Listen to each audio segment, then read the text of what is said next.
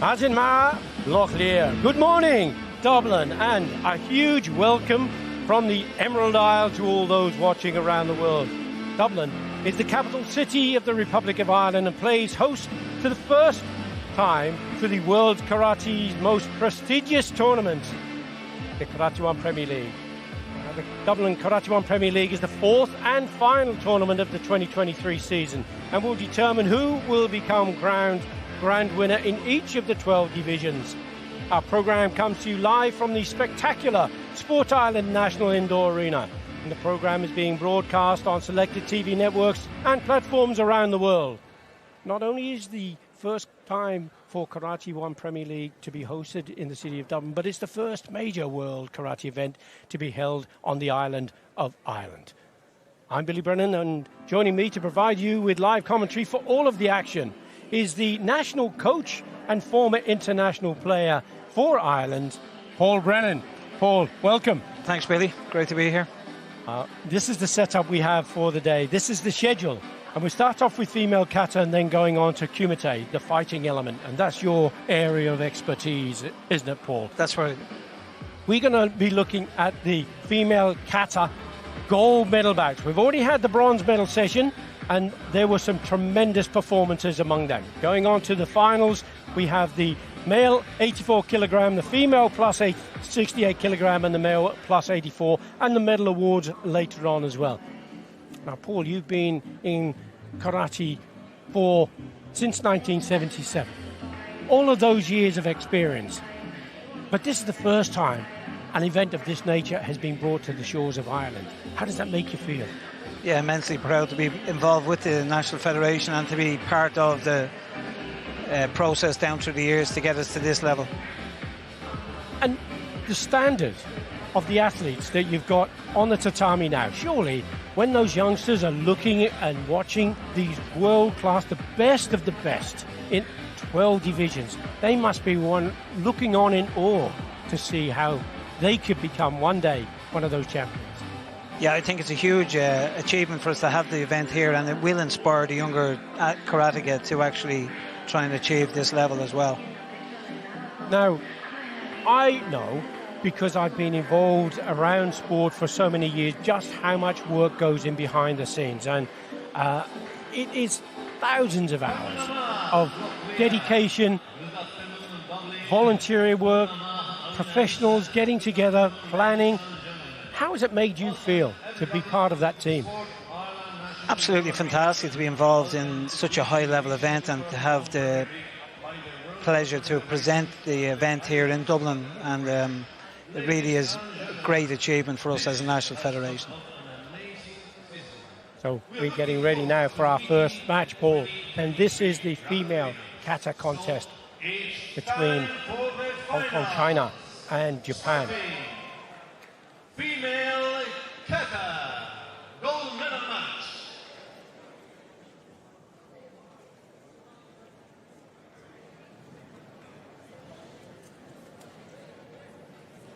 Now, I can tell you that this is a gold medal bout between the best of the best, because you can see the gold on the shoulders of the athlete from Japan.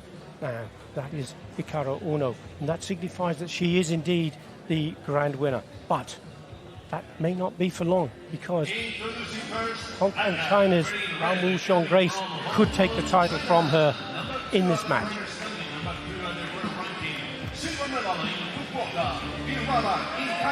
The current Asian champion, please welcome Ran Wu Xiong Grace. She's been in tremendous form, Paul, over the whole of the season, and I think that this Olympic bronze medalist and World Games bronze medalist she's on fire, frankly. She's so talented. Absolutely, I think it'll be a very close bout between the two athletes, and really the performance on the day will determine the outcome.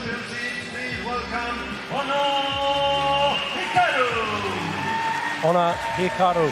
Both of these athletes are 31 years of age, and in kata, your career can be extended, can't it? Absolutely. There's longevity in the kata element as opposed to the kumite. So we have the World Games silver medalist in Ono Hikaru and the World Games bronze medalist, Lau Xiong Grace, Olympic bronze medalist. She's won Karate1 Premier League on 2 other occasions. She was silver medalist in Cairo, silver medalist in Rabat, and she did compete in Fukuoka and took the silver medal there again. Ono Hikaru will be going second. She's won 5 Karate1 Premier Leagues.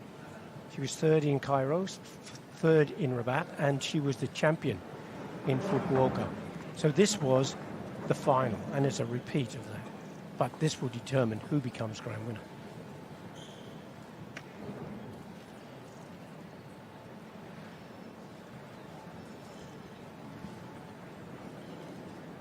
Now, for those of you who are not so familiar with Kata, it's a discipline that has an embassy, a shape.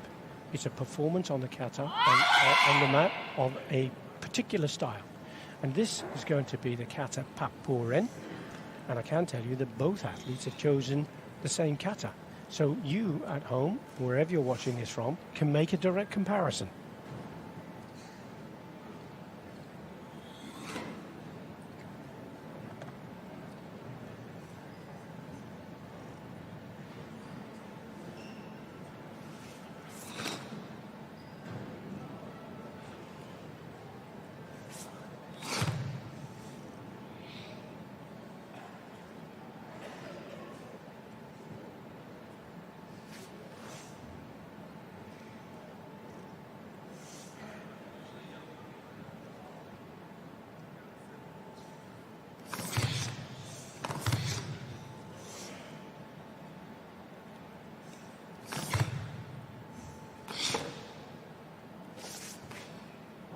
As I say, if you're unfamiliar with kata, kata is a part of the essence of Japanese life in other forms.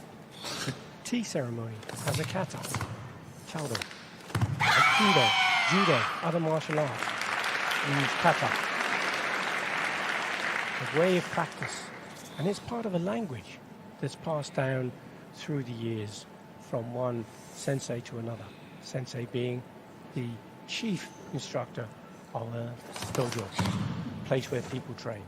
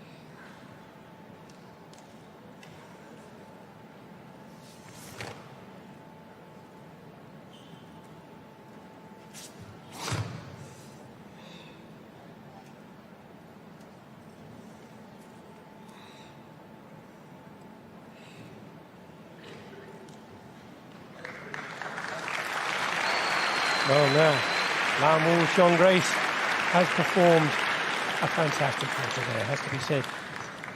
Grace by name, grace by nature. The score will be input by the judges. There are 7 of those. The highest and lowest of those scores are taken away, and the balance is the number of points that the athlete will be awarded.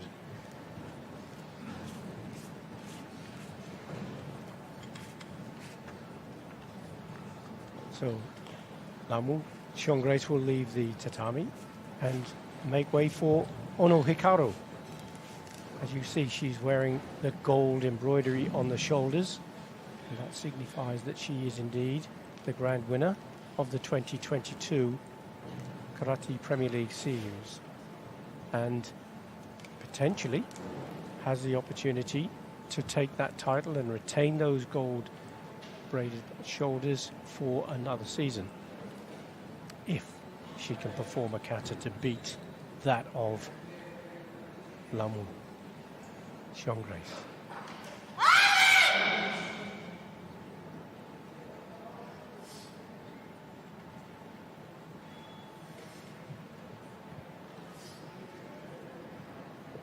Ono defeated Lamu Xionggrace in the last Karate1 Premier League in Fukuoka in Japan.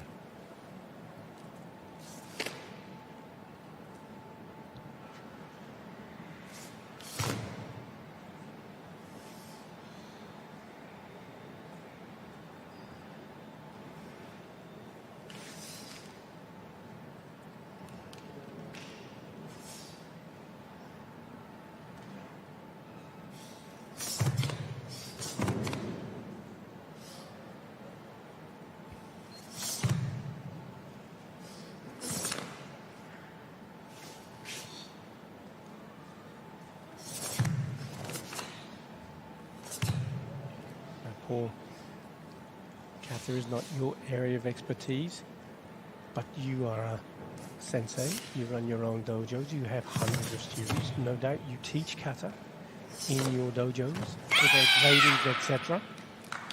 And your style, since you started, tempo, but you know other styles and systems as well. Yeah, because we've attended so many events and we'll always watch the Kata event, and I think the same theme runs through most karate, basically balance, timing, speed, power, focus, breathing. That's what the judges will be looking for today. And today, you're not a coach, you're not a sensei, and you're not a judge, but you do have opinion. You're a spectator with a view. Exactly. And I don't want to put you on the spot necessarily, but I'd like you at the end of this, if you don't mind, to say whether you would go red or blue. Okay.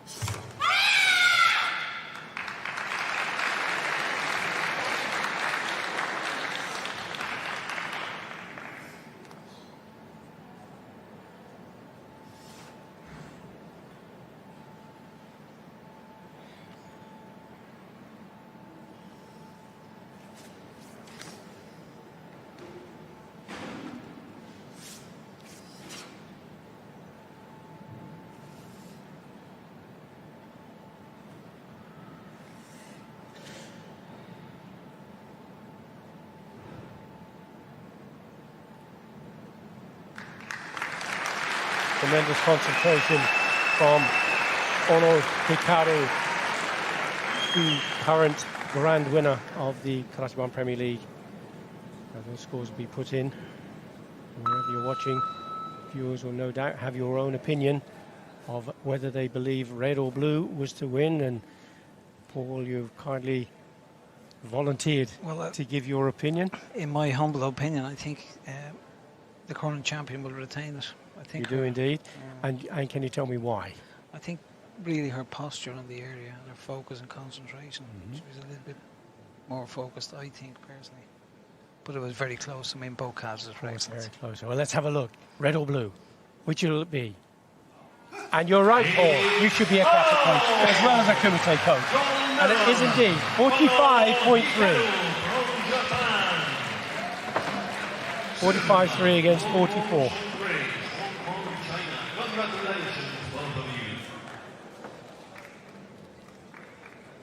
Excellent. Our first gold medal. That is the one winner in Dublin. From Japan.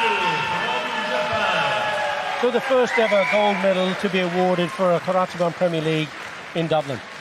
I think it's fitting that it goes to a Japanese competitor. Well, that's the origin of the style, Well, exactly. the origin of karate, Yes. and all smiles. And she looks very pleased. Absolutely. Just a chance to have a look at some of the replays from both athletes.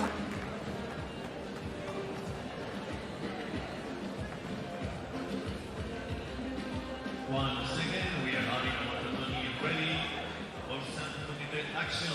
Meanwhile, let us remind you that we have a very important meeting at the end of October with the World Championships to be held in Budapest.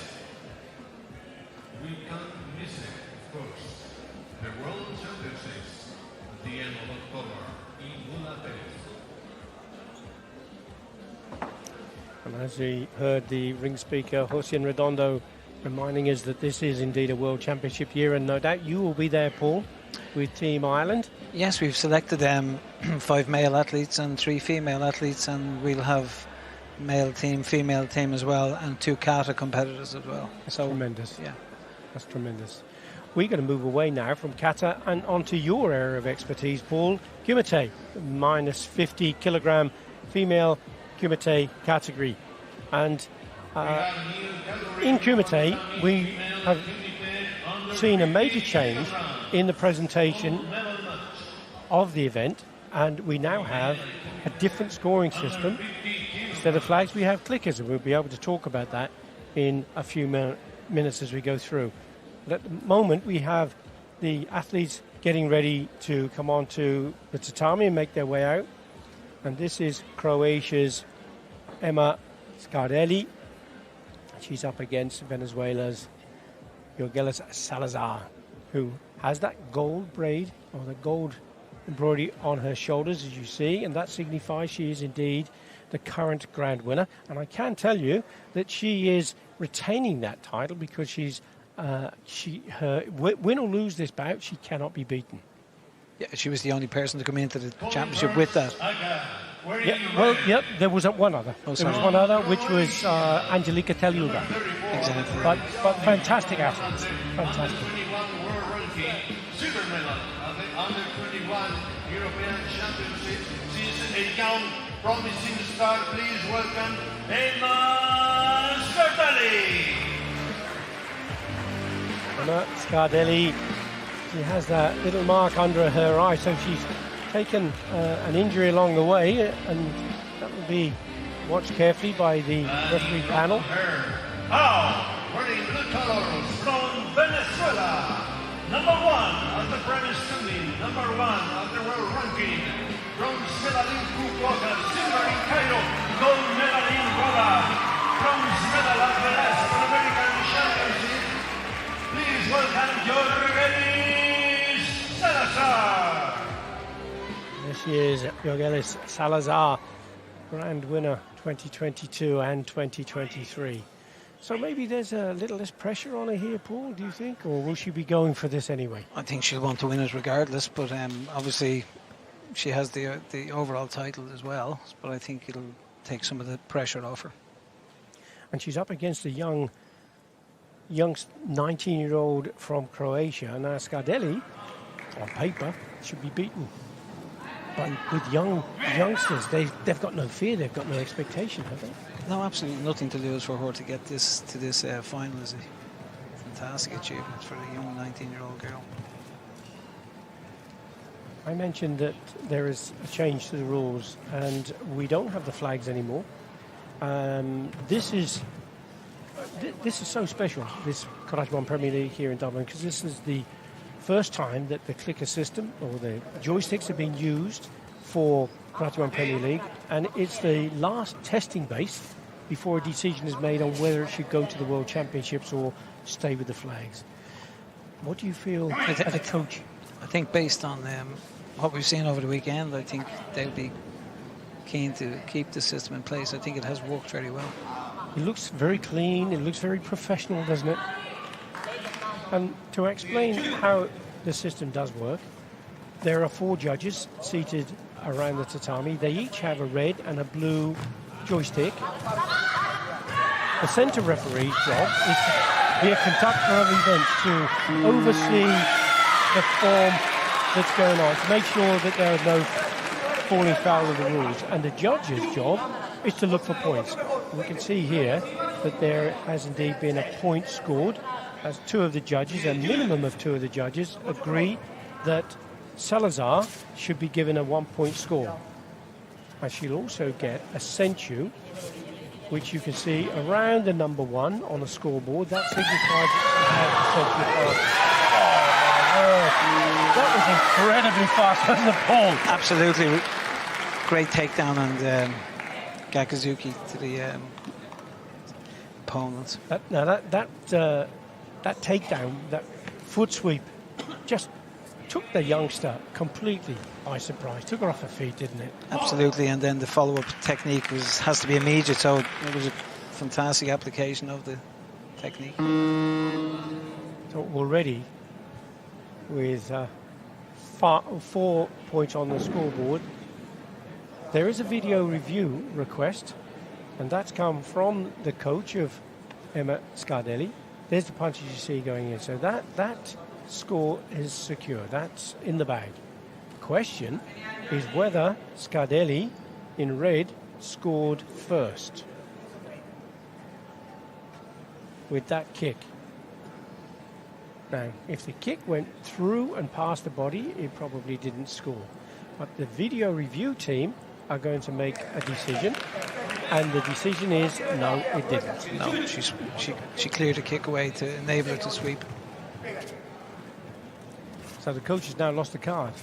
And as a coach, Paul, how does it make you feel when you shall I put the card up? Shall I put the card up? What goes through your mind? You have to be sure that the technique was in, because if you lose the card, you're going to regret that later on in the match when something else happens and you can't use your card. So, you know what that coach did. That coach did. But in a situation like that, where you saw the kick go in and then the sweep follow up, would it have given you confidence to go for the card? Do you think? That's the chance the coach takes. He thinks it was in. He makes the the play, and it's all about angles, isn't it? Well, this is it. He may have felt the technique was good before the takedown was done. Coming close to the last minute of the bout. Gonzalez Salazar, the grand winner in blue. Feeling confident, although the young Scardelli from Croatia is not certainly given up on it yet. She's still trying to push forward.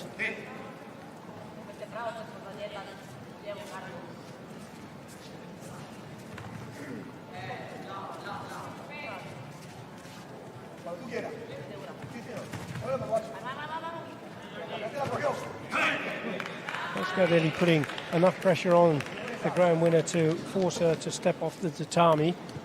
She'll get another yellow card. You see at the bottom of the graphic, and when there are 4 yellow cards, there aren't any more to play for. The next one will be red, and they will be disqualified.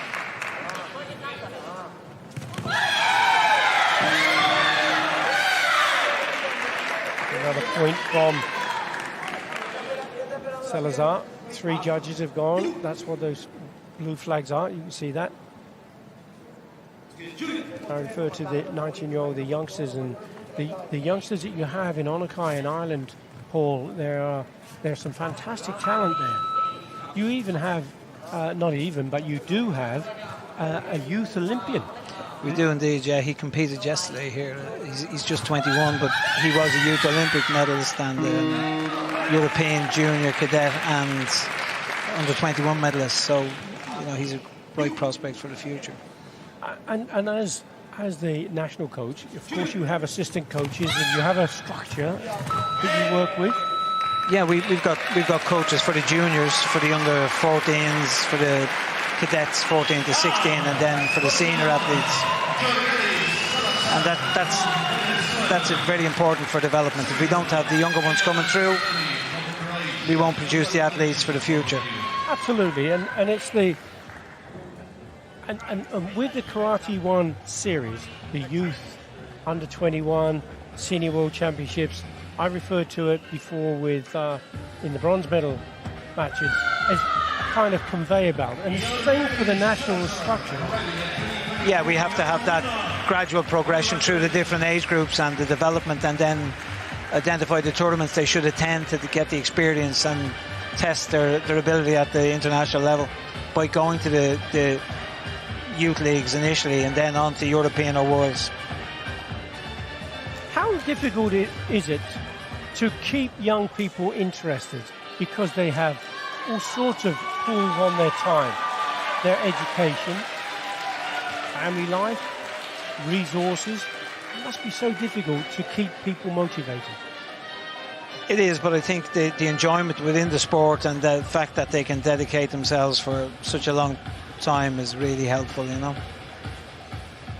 Okay, so with this fabulous match from this grand winner, Gilgila Salazar, we saw here in the takedown and the follow-up with the punch. It's just wonderful to watch these guys with so much skill. And that youngster from Croatia, just 19 years of age, wasn't her day today. So when we saw the three flags come up on the judges, each of those judges have got their opportunity. They press the joysticks. Here we go. You can see them now. The big button at the front gives a UCO score, a 1-point score. So when the judge sees a score for 1 point, presses that, either red or blue, and it comes up on the screen here. You can see two judges, and then there's the graphic that demonstrates what happened in the technique. If they press the top button on the clicker, on the joystick here, it records a 2-point Wasari score. And if they press both of them together at the same time, not the red and the blue, but the top button and the front button, it would record a 3-point Ippon score. And the judges have had a limited experience with these to date, it has to be said, but already they are making immense differences to the way that the scores are being produced.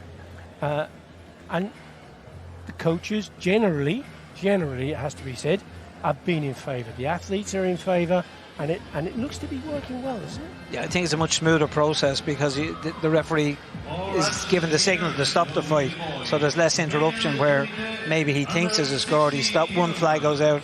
So I think this is a much cleaner system, and it's a great use of technology to going forward. Absolutely, yeah. I think so. I think so too. So we're on to the male minus 60 kilogram gold medal match between Japan and France. And this is Hashimoto Hiromu for Japan, just 23 years of age. He has been a Karate1 grand winner, gold medal winner before, but at the moment he was first place in Fukuoka. He was 7th in Rabat, and he did take a gold medal in Athens, in Vancouver, and also in Vancouver. So he's really on form, isn't he? Yeah, coming into this championships, obviously with a track record like that, gives you plenty of confidence. This is the chief referee. He'll be the centre referee, or Kobash of Turkey. Kata, wearing red, coming from Japan. Number 2, at February 20, number 5 at the world ranking, gold medal in Fukuoka. Please welcome Hashimoto Hiromu. This is the man, Hashimoto Hiromu. You see, 13 Yukos he scored on the way through, and 2 Ippon, so he has the ability to do it all, doesn't he? Yeah, he obviously favours the punching techniques, which is usually the most scored techniques, with less kicking from some of the athletes, but they focus on their punching ability. But generally speaking, that's only a 1-point score. Well, exactly, yeah. So he's got to be really quick and get those scores in, and the kicking techniques are rewarded at a higher level. And for international title, please welcome Ryan Messian. Ryan Messian, just 21 years of age, from France, and he is yet to stamp his authority in the World Senior Karate Championships and Karate1 Premier League, indeed anywhere along the senior route. He's up against a tough cookie here in Hashimoto, Paul, isn't he? Yeah, the other boy is much more experienced. I would imagine that if this boy hasn't actually, got any medals or titles yet, but he's obviously a capable athlete. He's in the final here, so he's competed obviously at a lot of the high level events. Yeah, indeed, he has indeed. I mean, he's won through the pool round to get into the quarterfinal, and now he finds himself in the final here, going for a gold medal. And the pools, we have to say, the Olympic champion, the world champion, and former world champion Stephen Da Costa. He was the Olympic champion in this division.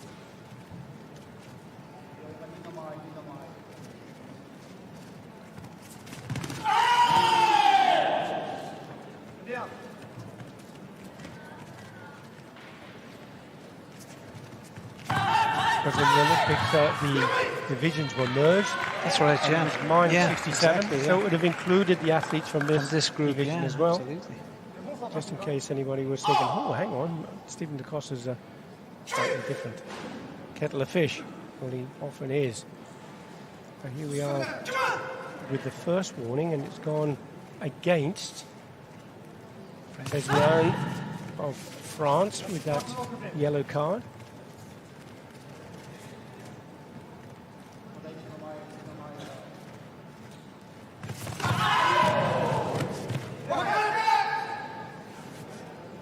Wakarete is the command given by the referee, and then Kata gives a chance for the athletes to separate, recompose and come back together. Hashimoto taking a knock in the face.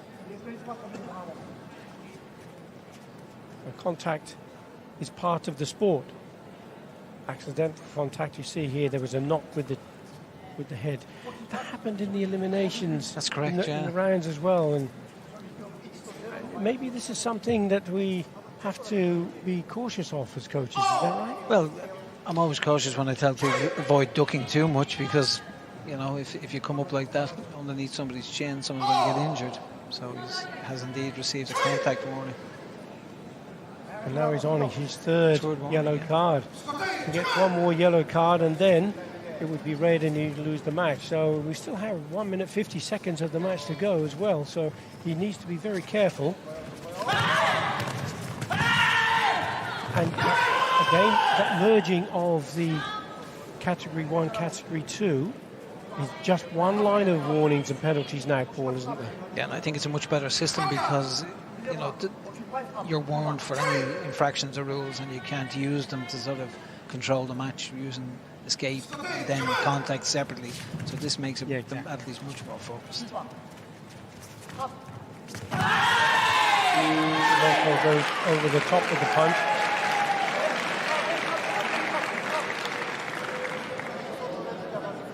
This is where this additional experience is starting to show itself, isn't it? Yeah, he's been more aggressive, and his hand speed is exceptional.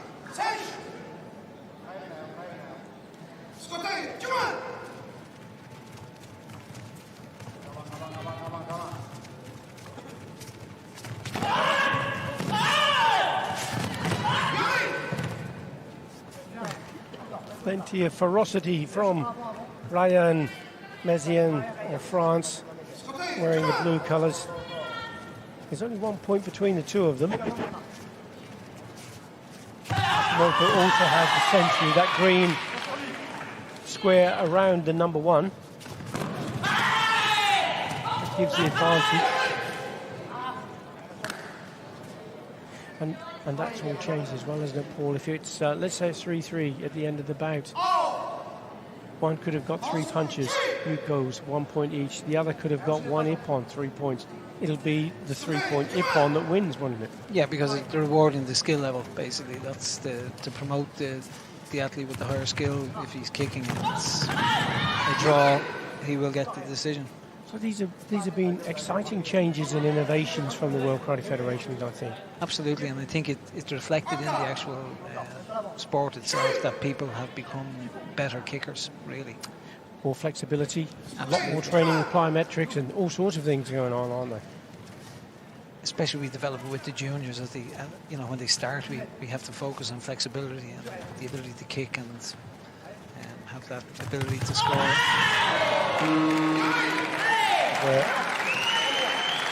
Three flags.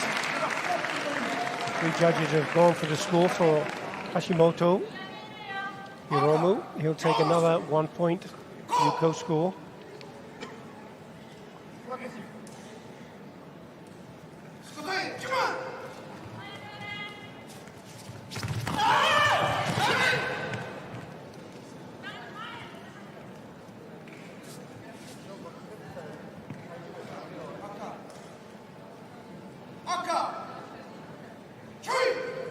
So that's the 3rd yellow card for red, but there's also at the same time a video review.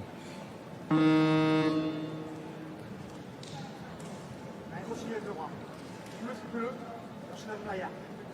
see the foot of red stepping off the tatami.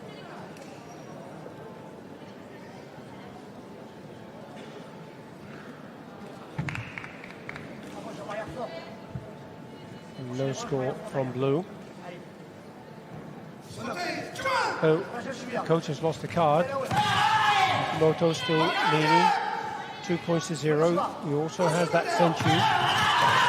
Counter punch there from Lezian.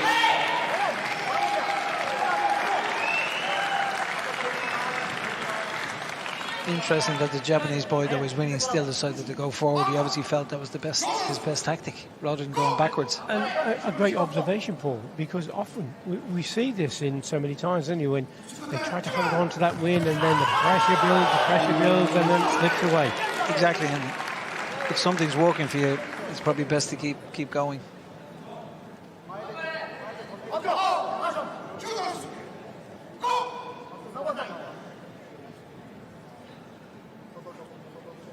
He's on his last warning now. 4 yellow cards, 23 seconds still to go. Still pushing on to try and get himself back in contention. There's Yane in blue.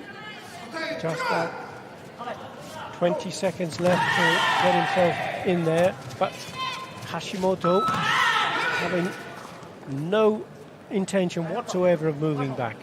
It's not really the Japanese way anyway. No, they like to go forward and very quick. He's lost the century. He has. So now, neither of them can fall foul of the rules. They would be disqualified. Hashimoto's now lost the century. No advantage left. If Mezien can get a 2-point score, it levels at 2-2. That looks like a punch was successful.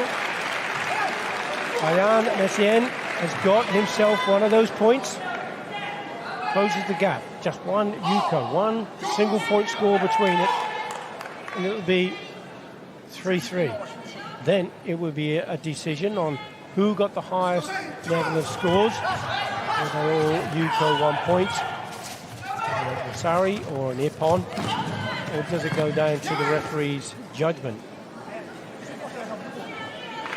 Just 3 seconds on the clock to determine who's going to take this gold medal.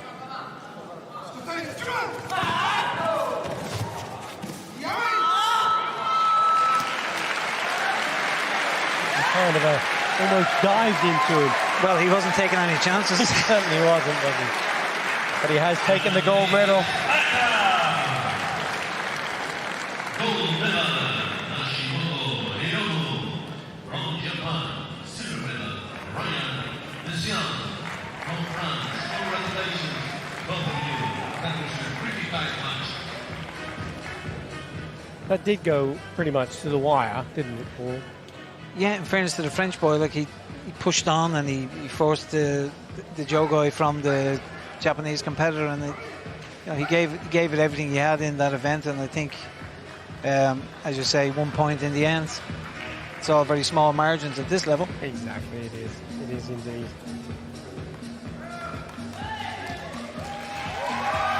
All smiles. And it's great to see the athletes are at the end of the bout, all sharing their joy. That's where that headbutt That's went. the headbutt, yeah.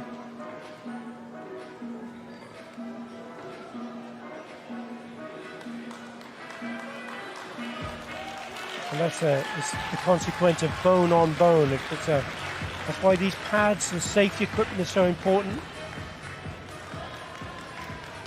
Yeah, the new equipment is absolutely fantastic. The athletes, you know, use it constantly when they're training, and it just gives them that much more protection against any cuts or injuries, really. And when you're taking the team around the world, Paul, what kit? I mean, there's a tremendous amount of responsibility for the coach. Have you got your kit? Have you got your pads? Have you got, you know what it's like with young people, don't we? How do you deal with that? Well, you know, if we're taking senior athletes away, they know they've been there before, and you don't have to worry so much about them. But with the National Federation, we would be making sure they all have the same equipment when they travel to participate, you know. Let's go back with the ladies. Female Kumite under 55 kilograms, gold medal bout. Female minus 55 kilogram.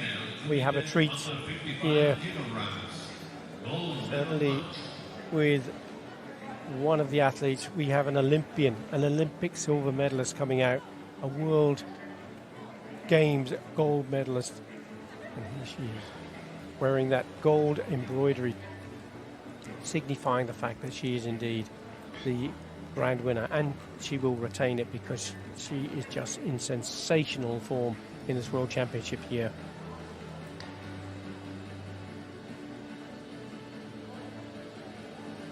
I do, of course, refer to Angelica Teliuga. Giuseppe Notoriani, the referee from Italy. Number 5, at the British standing, number 4 at the world ranking.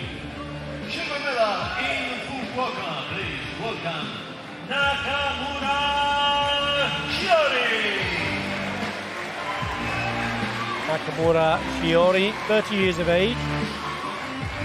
She had new medals in Rabat, but she took a third place in the A Series in Athens, along with her second place in Fukuoka in the Premier League. Wearing blue band from Ukraine. Number 1 at the British standing. Number 1 at the world ranking. Gold medalist in Rabat and Fukuoka. Silver medalist of the Olympic Games and the current European champion, Angelica. What a tremendous introduction there, and what a sensational athlete, Paul. Oh, she's absolutely fantastic. She's been such a great champion, and I think probably one of the most famous WKF athletes at the moment. She is. It's absolutely sensational. And just walking out in front of her, leading her into the tatami, one of your young stars of the future coming out with their green T-shirts on, so proud. Tremendous honour for her. What an honour to bring out an Olympic silver medalist. Yeah. I mean, that's something that they'll never forget. Everybody that's involved here today has been, over the weekend, has been really, really happy to help and just be at the event, really. Now, watch out for the kicking ability of Teliuga. It is phenomenal. She can kick off the front leg, off the back leg, hooking kicks, the uramowashi or roundhouse kicks, the mawashi geri. Tremendous kicker. But Nakamura is also an excellent fighter in so many different ways. Teliuga opening the score with a 1 point.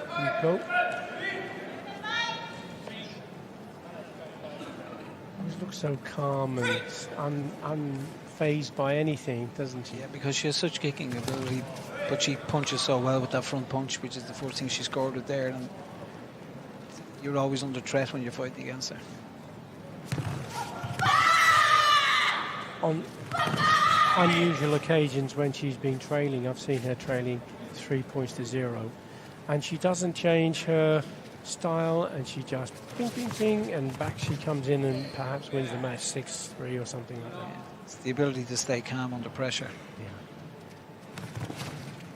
And that's your confidence in your own ability and your ability to control your destiny.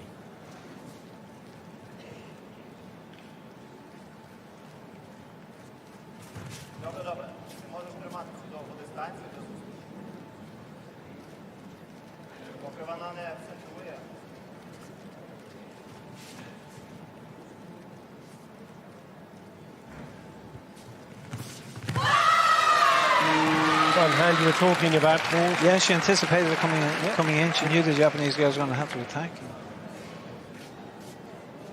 All 4 judges have gone in favour of that point from Teliuga.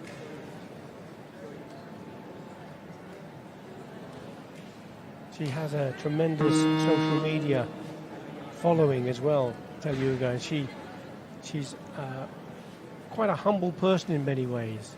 She's got this sensational ability, but it doesn't make her, as some athletes do, it doesn't make her become someone different. Now, is this video review going to be successful? Because from the coach of Nakamura, Shiori, they definitely feel that they have to score a point. Is that going to be supported by the video review team? No, it isn't. No, the WKF were very clear that it will be only the first point scored. Correct. And to explain that a little further, Paul, if you wanted to... Well, when you have a clash between 2 competitors, it's the first point, the first person to score, that's when the match should stop. If the video review shows you were second to the punch, you won't get a score. On the other hand, if the referees have missed you as the first person to score at the same time, you will get the point. But they're very, very specific about the first point to score. And you feel that's the right I think it has him, because there was a period of time there where they were scoring once they could see both scores, but people were saying, well, the other score was first, this shouldn't be a score. For example, if let's say the first point, there you go. That's the kicking ability of Teliuga. Yeah, there's a smile from the Japanese girl as if that's what she expected. She did, and could do nothing about it. Tremendous. 5 points to 0. Yeah, she has that defensive roll. She's absolutely fantastic. It's so hard to get past it. I was going to say, if one of the athletes does a punch and 2 of the flags go out, or two of the joysticks, should I say, 2 judges go in favour of it, and the other one does a kick. Before, it was possible for the kicker to get the score as well from the video review, even though it was second. But that was completely wrong, because they would get 3 points. Yeah, after they'd been hit, which made absolutely no sense. We've always worked on the basis that it's the first person to get the score and encourage the technique to be thrown, delivered. Exactly.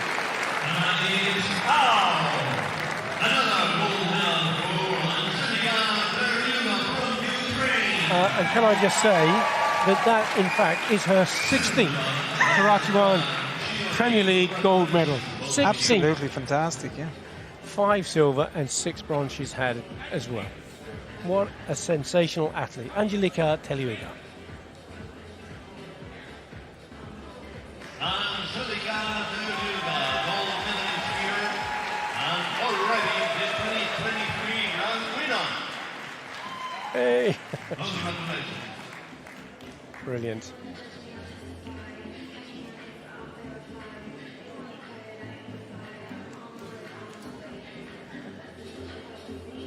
That's the front hand punch that you referred to, Paul.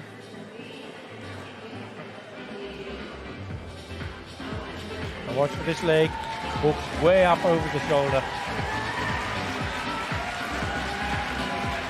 That's a trademark. It is indeed.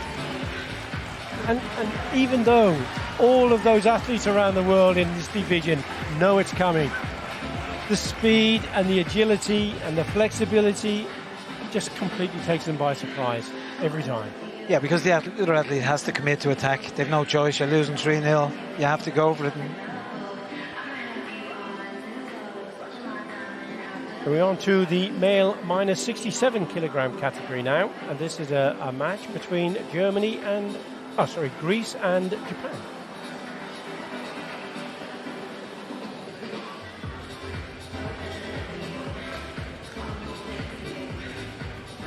As a coach, Paul, you're responsible for both male and female.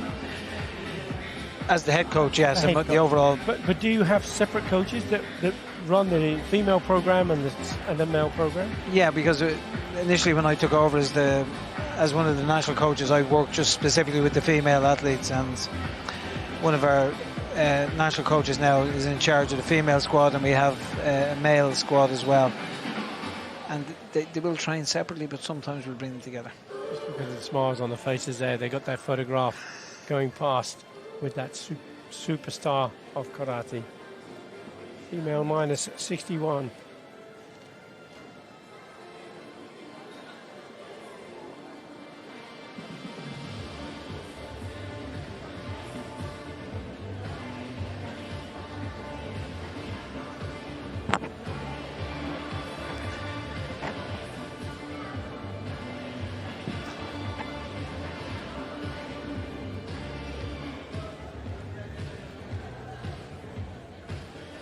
Had the graphic up for the minus 61 category. Here, male Kumite under 67 kilograms. Gold medal match.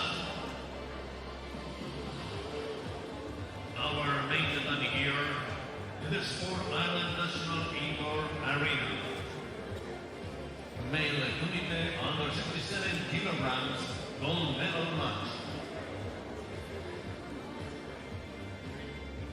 Gold embroidery on the shoulder of Dionysius Xenos of Greece. This is Kozaki Yugo of Japan. 5th place in Cairo and Rabat, and he was also 5th place in Fukuoka. Introducing first, Kata, wearing red, coming from Greece. Number 3 at the British Stanley. Number 4 at the world ranking. Bronze medal in Fukuoka, silver in Cairo, silver medal at the last European Championships. Please welcome Dionysios Xenos.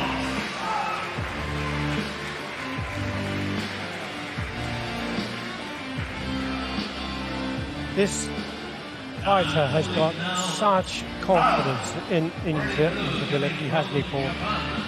Yeah, some of the Greek athletes in the last couple of years have been absolutely fantastic and very athletic. I think they've really come back in the last couple of years with some great competitors. Kozaki Yugo, 23 years of age. He was a gold medal winner in Athens in the A series.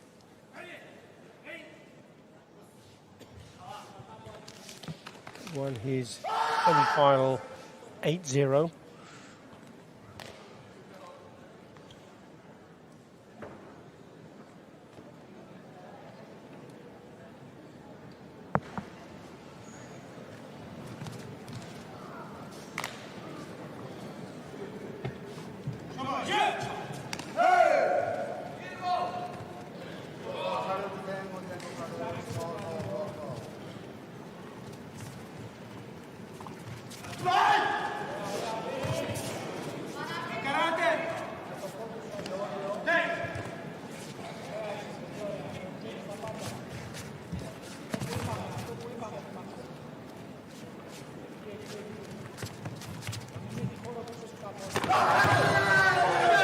Respectful start to the bout, but first attack there from Dionysius Xenos.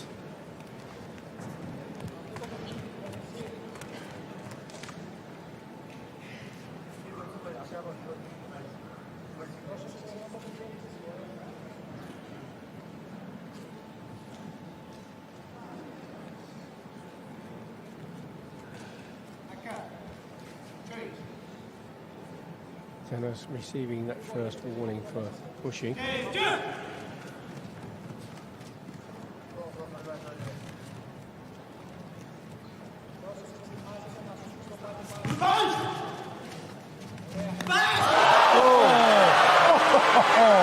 That is how you do it. Caught Zenos completely by surprise. Yeah, absolutely. Just from a standing position, no movement, just the legs straight up. Fantastic. Jordan Mawashigeri, high-level head kick, 3 points. And he gets the Senchu advantage.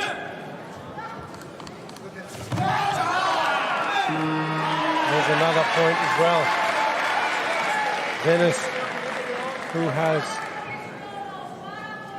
been the grand winner for the 2022 series and is going to be losing that. He's lost his position because the grand winner for the new 2023 season is Abdulrahman, Al-Masata Abdulrahman. He's taken that crown. As we look here, Kozaki could well be taking away the gold medal opportunity for him as well.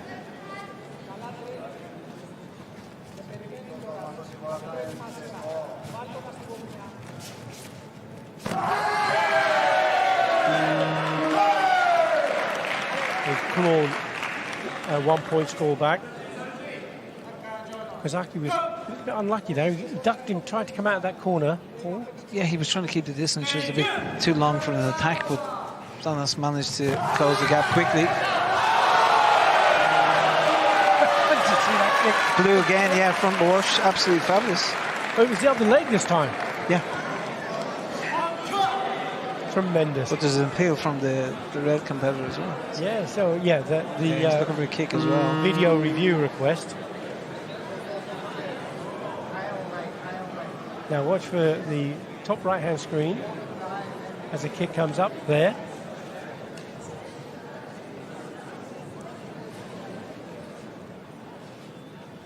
And you can see also Zenos believes that his score should be considered valid.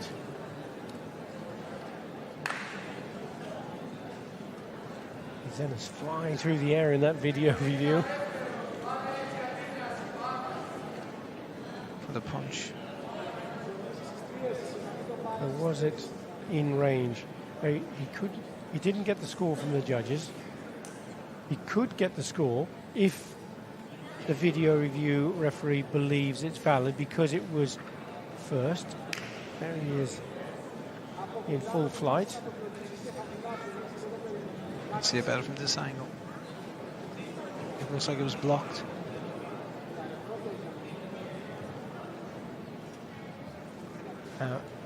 It could have been blocked with the front hand, and it could have been judged as being incorrect. Short, yeah. A bit too short. So no chance of a score, and another super fast punch from Kozaki Yugo. Yeah, he's timing the Greek's boy approach, and he's attacking onto his movement coming forward. So when you look at the comparison in track record, Dionysius, grand winner last season, World Games bronze medal. You can't always peak, can you, Paul? It's not possible. But no, this young star, 23 years old, from Japan, Kozaki, tremendous, isn't he? absolutely lightning fast, great hand technique, and obviously a superb kicker as well. Getting a second yellow card for stepping off the area.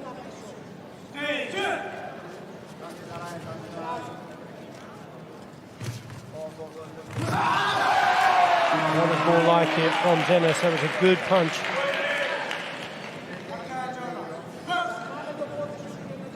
And he hasn't given up the ghost yet, so to speak. Maybe 8 points to 2 down, but he's still going for it.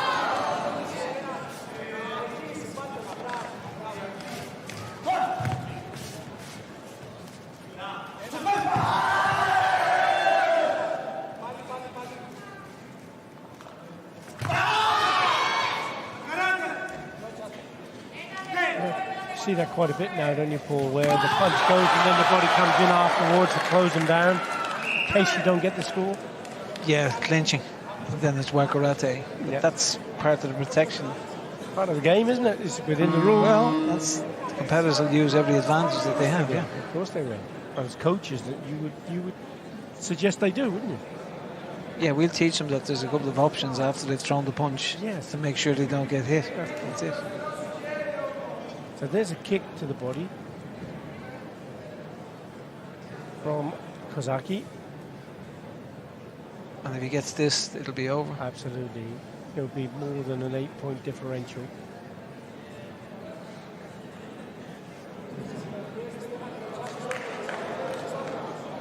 I don't think it's quite close enough. It wasn't deep enough into the target. I think they were hoping.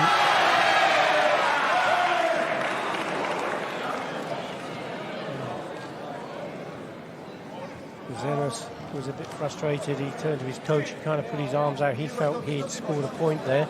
The judges didn't agree. There has to be a minimum of 2 judges agree.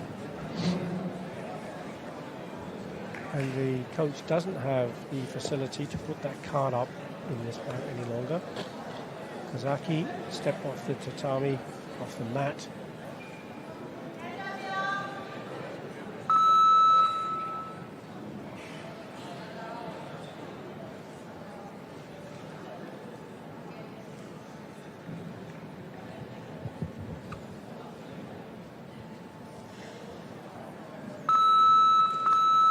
Be a technical glitch that's made the match stop. But,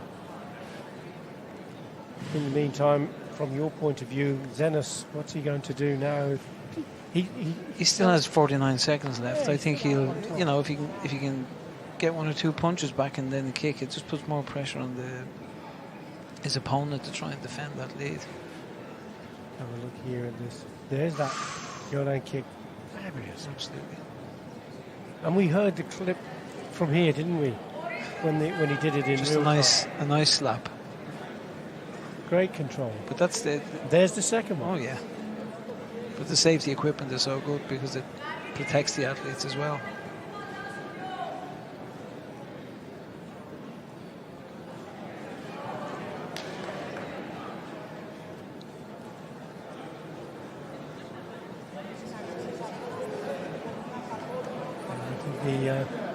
The speed of Kozaki Yugo is proving too much here for Zenos. I think was he taken by surprise by the ability, do you think? I think that's what caught him by surprise, and then the speed of the Japanese competitors just so quick. And he's on the slippery slope. And yeah, the first point is so vital in all of these matches because it gives you the advantage of they have to, you know, they're going to have to come forward, and you can anticipate that, counter it. And you could see partially there with Zenos with that kind of air of desperation, trying from too far out, yeah. And that's what gets you caught with the next one. And then it starts to go downhill. Back in the match, and the score is 8 points to 2 in favour of Yugo.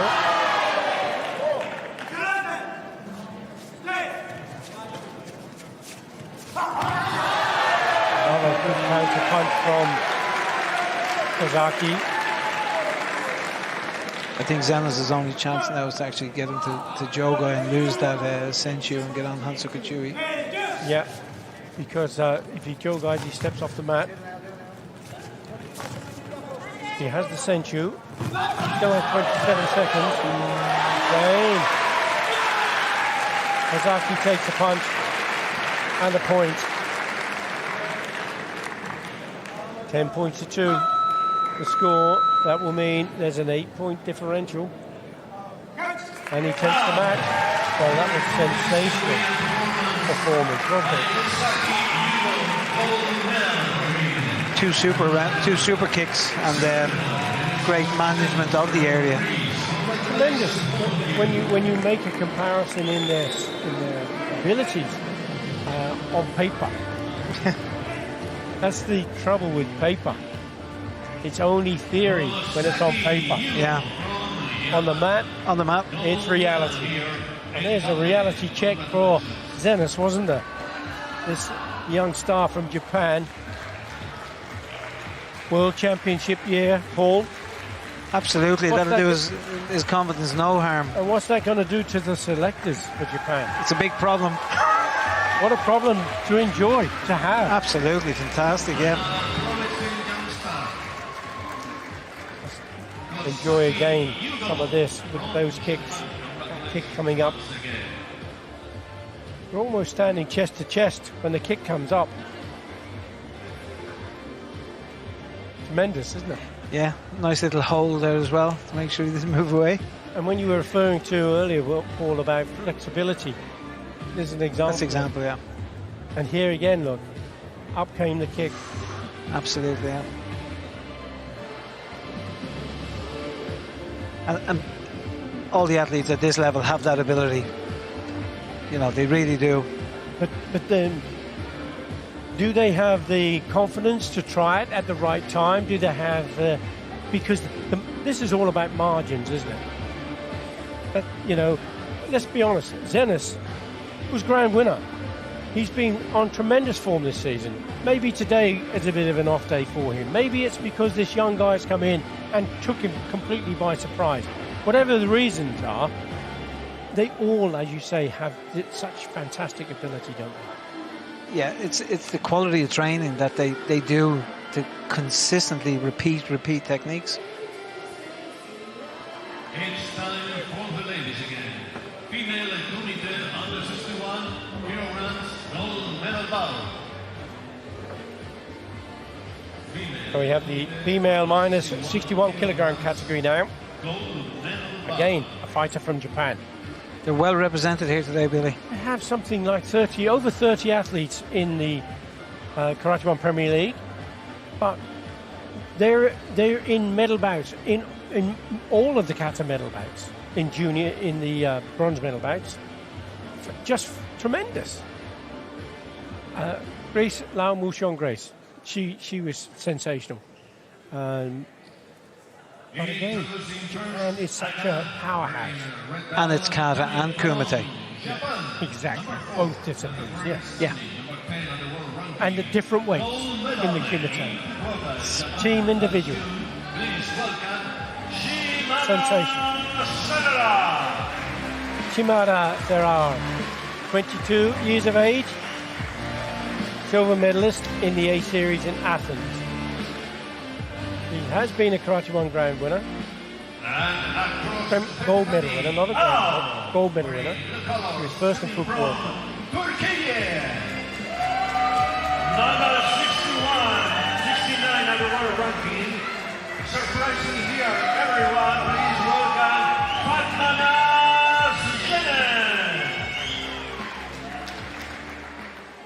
Fatma Nazyenin of Turkey.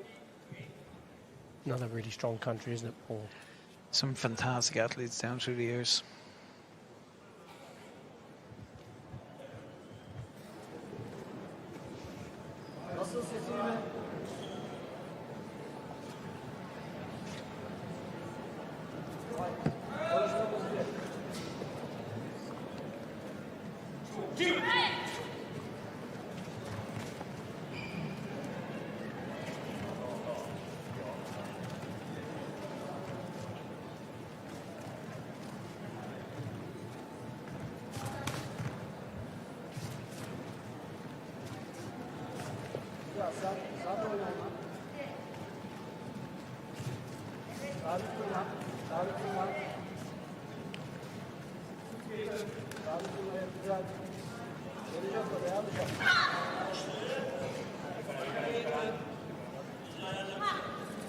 Give a quiet start to this bout. Yeah, the Japanese girl fighting in the southpaw stand, so it's sometimes off-putting for the other athlete.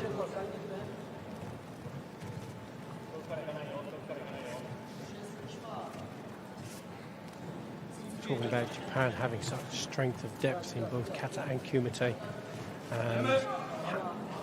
They must get, and you've been talking about the youth in Ireland and how you encourage them to come in, and the conveyor belt we've talked about, trying to get people along the way. Karate is one of those disciplines that is open to all ages and family groups, so you get a mum and dad training in the same dojo as your children. Yeah, I've got families with 5 and 6 children in the club, and the parents often decide to join as well. But I think the Japanese strength comes through the universities when they get onto that. When we get, as you said, when we get athletes over the age of 18, they've got to go to college, they've got to get a job. Yeah. Sometimes they can't continue the training 5-6 days a week, so obviously if they're supported in university, it makes a huge difference for the country. Exactly. Video review request here for Shimada. Still no score. Coming up to the halfway stage of the bout. Now, on this particular angle, as the referee's passing the camera, it might be difficult for the review to be considered on the bottom right-hand screen, but a different angle may be appropriate. So you can see on this side, there's a kick going in. Did the arms come up and block it, Paul? What do you think?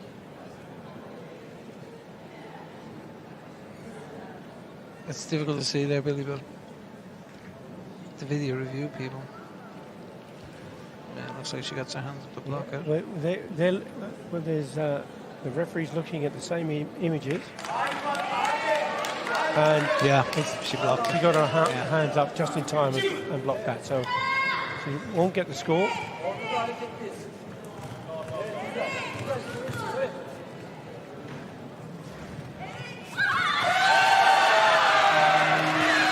That's this time, no? She doesn't need a video review. Very clear counter punch there, yeah. Now we've got 2 flags for red and 2 judges have gone for blue. So it's possible for both to get scores. And in this case, there is not a sensu given to either of them.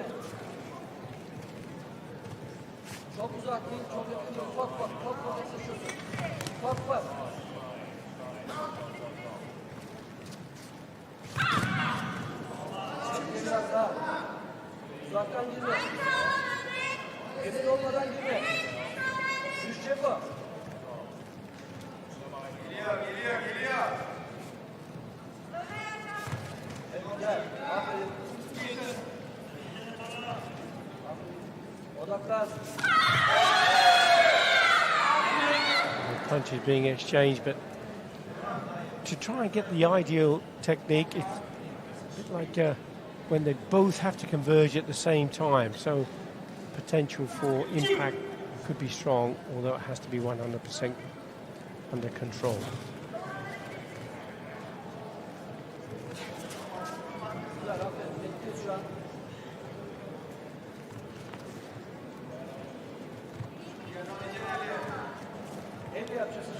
Quite tight match. Neither of them wanted to fall into the trap. Reverse punch, Kudan Yakugiki, reverse punch from Shimada.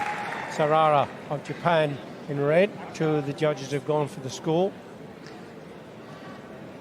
The Japanese girl pushed her into the corner to force her out and then countered her as she came forward. Yeah, it was a nice tactic. Clever. Yeah.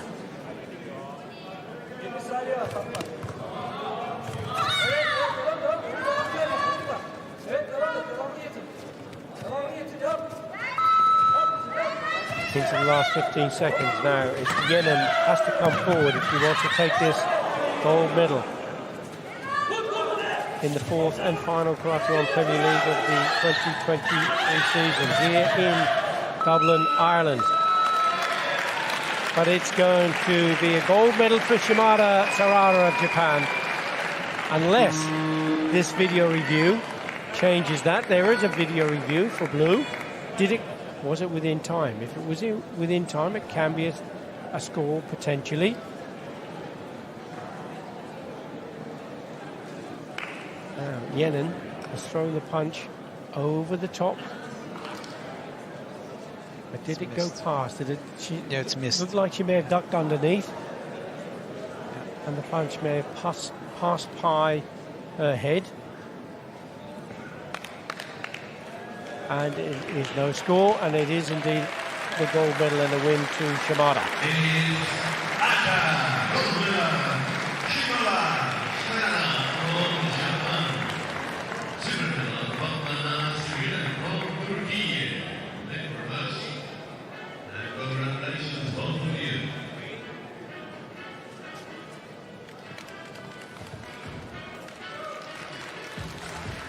Tremendous. We get an opportunity to have a look at one or two of the replays of that particular match.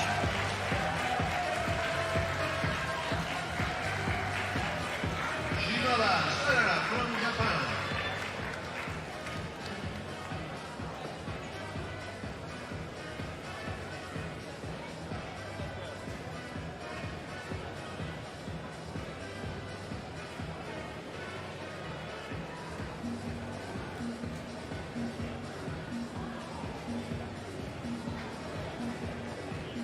So the program is fast slipping away from us, Paul, and it's all changed. It's a change of scenery to something different. We have a demonstration coming up in just a moment, and talking of changes, we're going to be changing commentators for a little while, and Paul's going to leave us, but you will be back, I hope to see. Yes, I'll be back to the Jubilee after this. And whilst we're doing that changeover of commentators, we get a chance to have a look at the project, the Guardian Girls project, which is going to be taking place in a few moments, and be able to tell you all about that, and then you'll be able to get an idea of this amazing initiative that's going worldwide with the Karate1 Premier League, and it'll be coming up soon.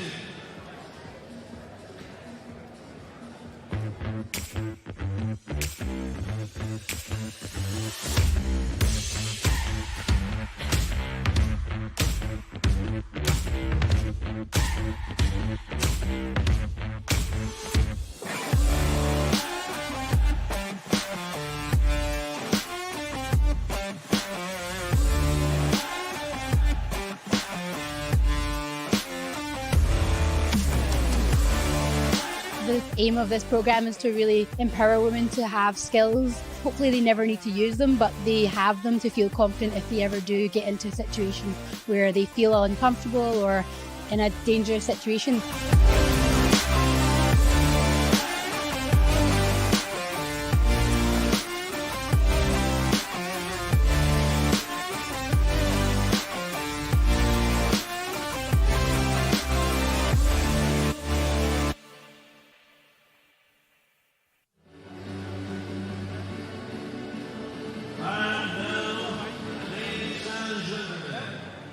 The World Karate Federation presents one of Karate's main contributions to society, the Guardian Girls Global Karate Project. According to the United Nations, 1 in 3 women in the world suffers from violence. To fight this, the United Nations Cooperation Fund, the Kanyamata International Foundation, and the World Karate Federation have joined forces to launch the Guardian Girls Global Karate Project. To present today's attendees, we introduce Teresa Garcia, WKS Academy instructor and seasoned gun in karate. With her, violence instructor Ima Porter. Supporting our two instructors, we are Ryan Pullman, Anthony Kelly, and Rory Collins. So here we go. First action. 2 women are walking down the street and are about to be assaulted. What happens next? So with the Guardian Girl Global Karate Project, this is an initiative that's been introduced around the world, and each of the Karate1 Premier Leagues, the World Championships, Continental Championships, having demonstrations and seminars that are attracting females, not necessarily martial artists, to take part in those seminars.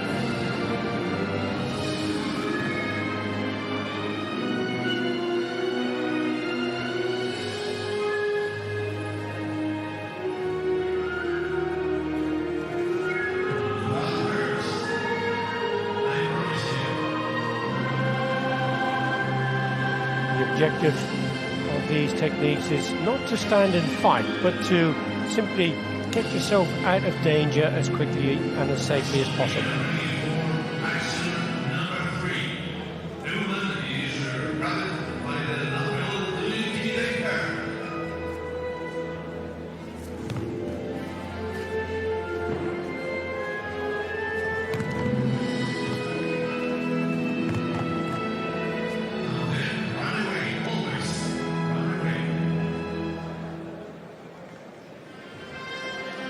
In slow motion, that wrist bend and the kick to the back of the knee.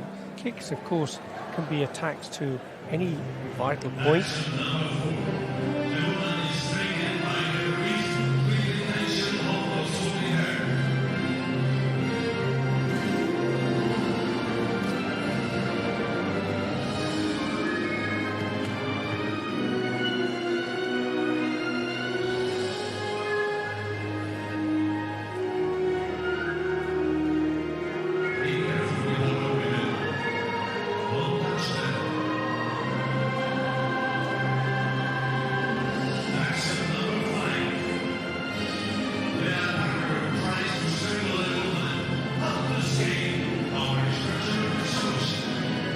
Importance of the Guardian Girls Global Karate Project has been signified by the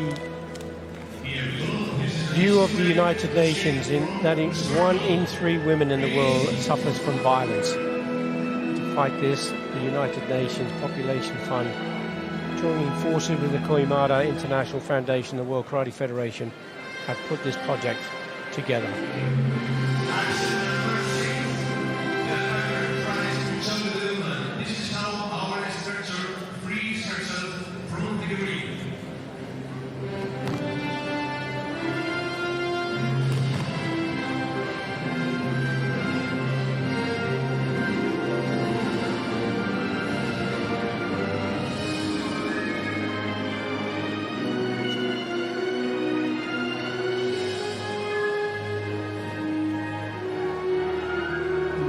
Demonstrations of the techniques are simply to give an indication, an idea of the kind of thing that could be considered to help escape from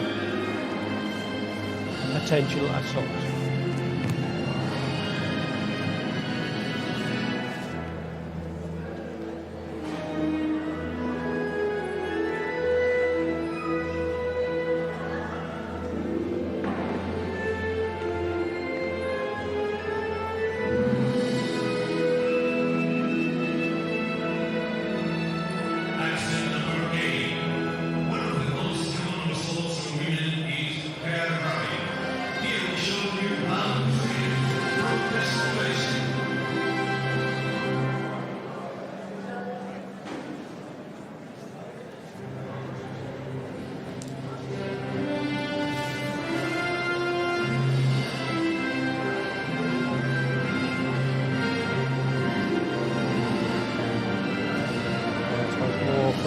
Hair grab.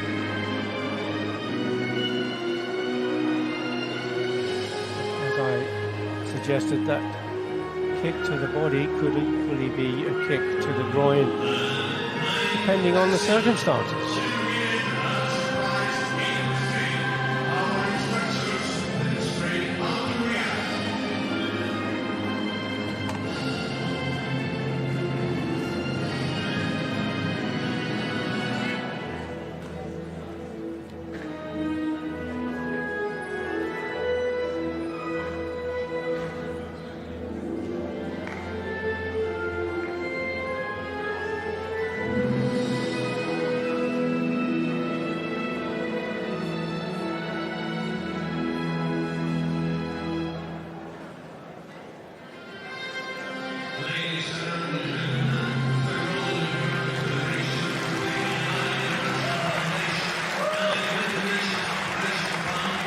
That completes the demonstration.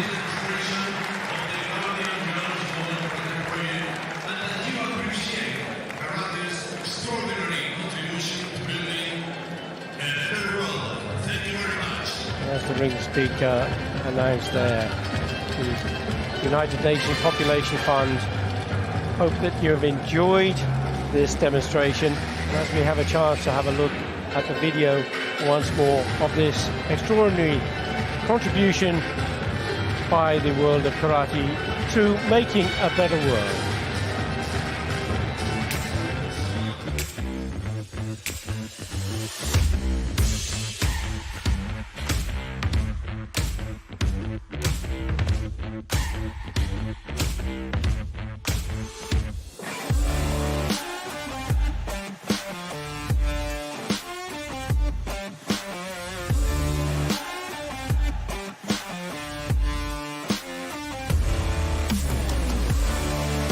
The aim of this program is to really empower women to have skills. Hopefully they never need to use them, but they have them to feel confident if they ever do get into a situation where they feel uncomfortable or in a dangerous situation.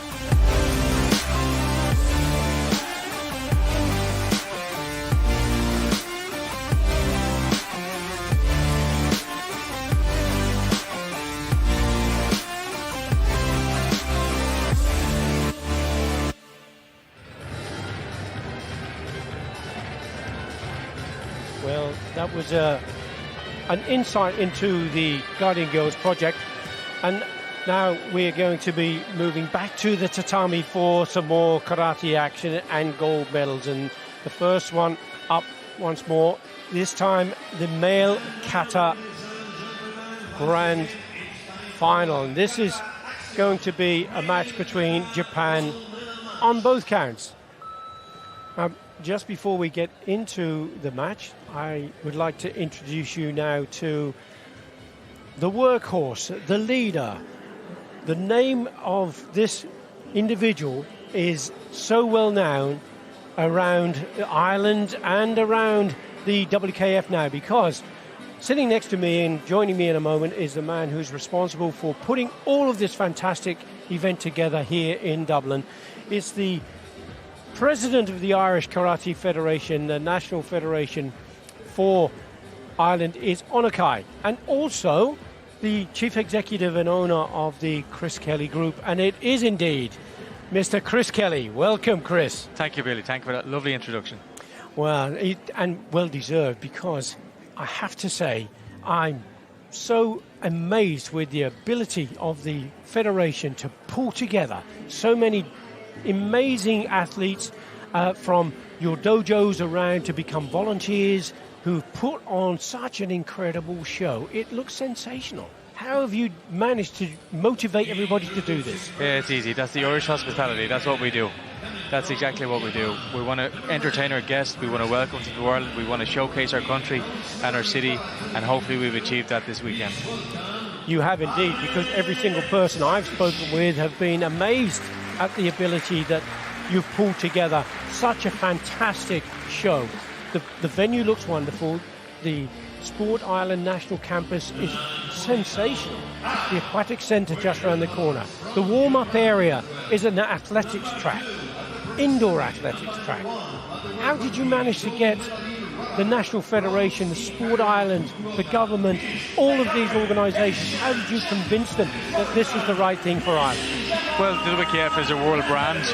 It's where we do our karate, it's where we train, it's where we compete, and we want to elevate our country to compete at the highest level. Sport Ireland is a national body for sport in Ireland, and they had no issue getting behind us. They've seen the good work we've been doing over the last 3 or 4 years, and they're fully committed to supporting us in developing this sport in our country. Wonderful. I'd like to just talk to you a little bit more about how you're going to develop the National Federation and the work that you've done over the last 2 or 3 years. But let's get back to the tatami so we can have a look at the gold medal challenge. This contest is going to be between Abe Sakichi of Japan in red colours, as we see here. Abe Sakichi performed Ohan and in the quarterfinal. Ohan Dai in the semi-final, and he was 7th in Fukuoka, 5th in Rabat, as he's going through his final warm-up before he starts the kata proper. He's up against Nishiyama Kakeru, and Nishiyama Kakeru is the grand winner of the Karate1 Premier League for 2022.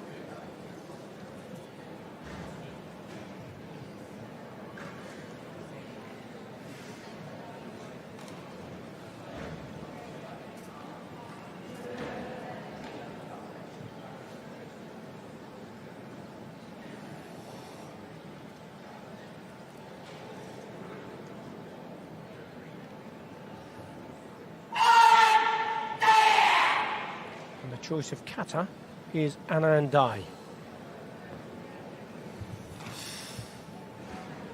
Chris, you are not only a phenomenal leader, businessman, and the accolades just flood in on you, but you're also a karateka. My first love. Absolutely, that's why you do what you do. Exactly. What a sport for any age. Do you have preference between kata or kumite?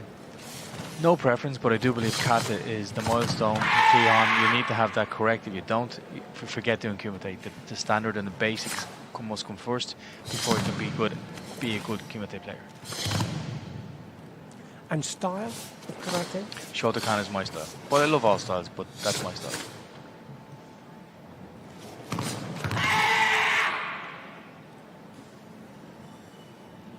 As there are 102 kata that can be chosen on the list of the WKF, and this is, as you see, 002 Anandai. Each kata has a unique reference number, and the athlete has to perform the kata that they register.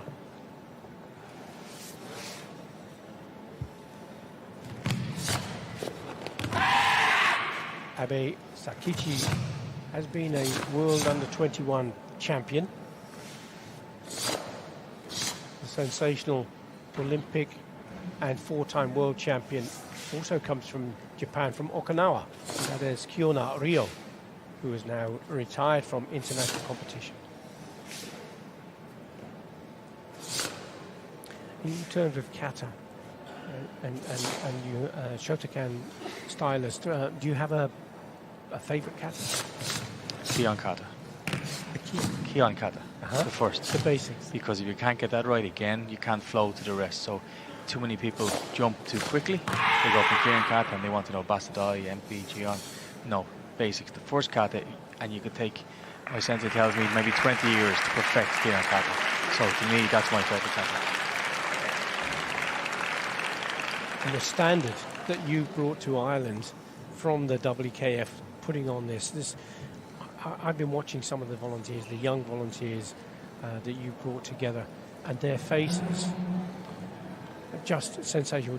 David Gannon bringing out, the best players in the world, and this beaming smile on his face. And he'll be going to represent you in the World Championships. That's correct, and this is what it was about, to lift karate in my country, to showcase what the level is around the world and bring it to my country, and to show my athletes that can't travel or haven't travelled what it's about and where they need to aspire to be.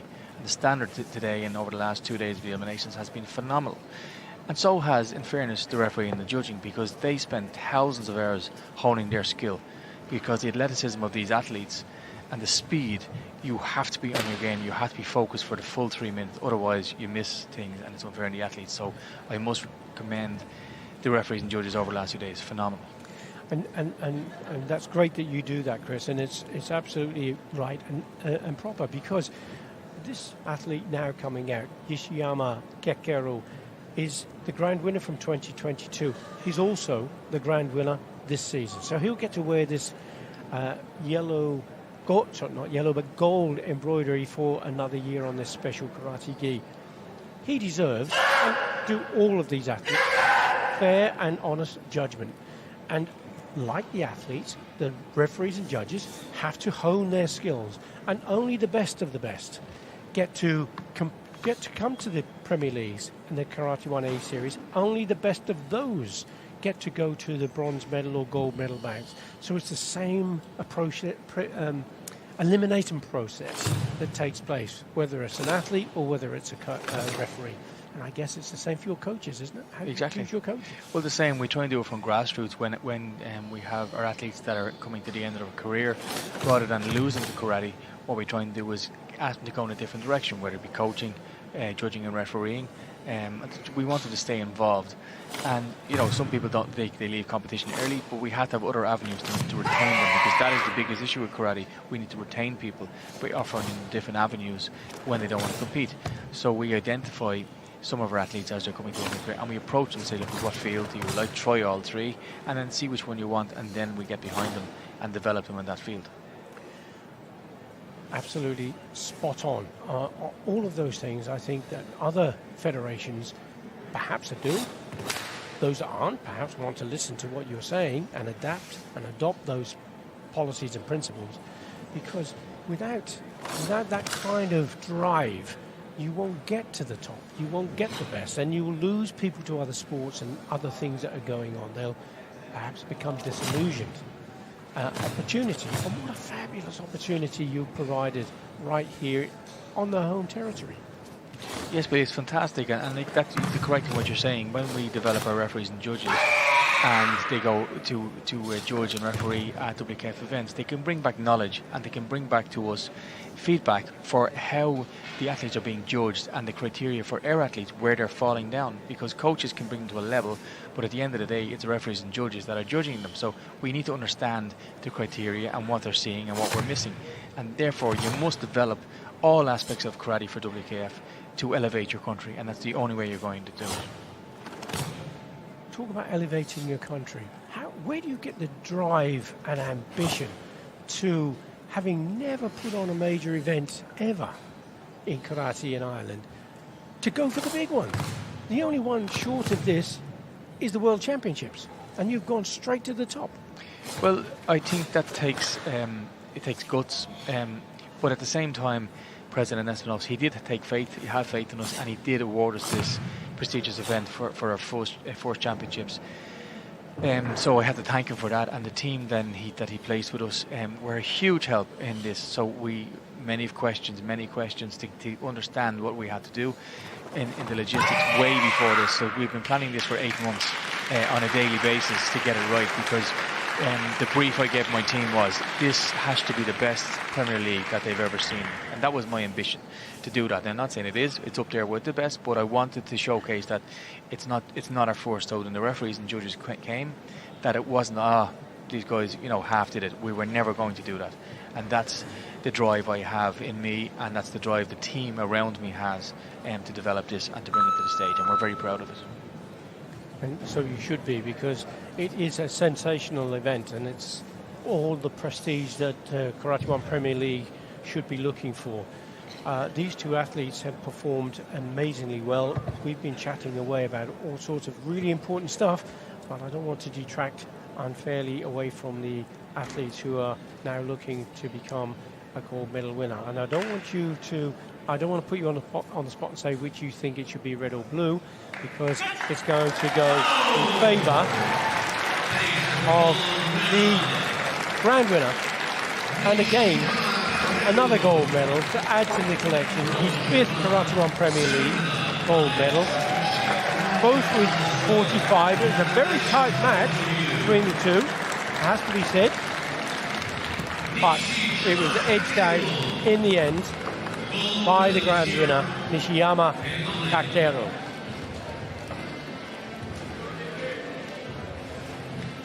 And there you see the young athlete from Ireland walking out behind. How must they feel to be doing this? Oh, he's saying one day that's going to be me. Of course he has to. That's the drive, and who knows? Look out for the name David Gannon. That may well be coming out for Ireland. That's the plan. So please, special reminder to all the medalists so far, please don't go. So how do you start? This is the first chance that we had to have the chairman of the local organisation, a federation president, be able to give some insight as to what it means to put on a Premier League event, a world-class Premier League win. Visas, flights, hotel accommodation, transportation. It's a massive task. Well, you have to prepare. So what we did was we split it up with the different departments, and we put a head, like you would with any business, in each department. We gave him a team, we made him responsible, and he fed back to the organising committee, which was me, and Martin and Conor Clinch, two stellar guys who just couldn't have happened without them. And they've worked extremely hard to put this show on, and they were the driving force of the team. But what it's done for us, Billy, is my dream was that we would elevate Ireland within the WKF family to get us recognised and get us noticed, because we have been a sleeping nation within WKF for many years. I've been the president for the last 4 years. 2 of those were COVID, so we didn't do much. And this year was a big drive to do this and to bring our team again now and to Budapest in the coming months. And we have a very good team going. So now we're going to go with pride, with our green tracksuit, put our chest out and say we're here, and we're going to try and get some medals. And I have to say that pride is, again, well placed, because everybody that's been associated with this have gone into the city of Dublin, have met the people of Ireland, have met the nations that Ireland welcomes to these shores, and has been so impressed with the hospitality, second to none. Now, the next stage of this, of course, is the World Championships.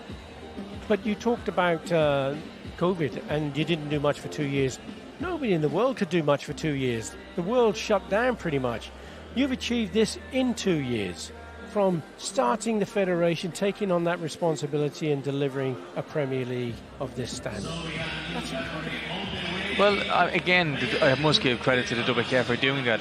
When I took over as president of the federation, I flew to Madrid to meet President Espinosa and the CEO Sarah Wolf. We had lunch, we discussed where Ireland was within the WKF, what I needed to do. They gave me some great guidance.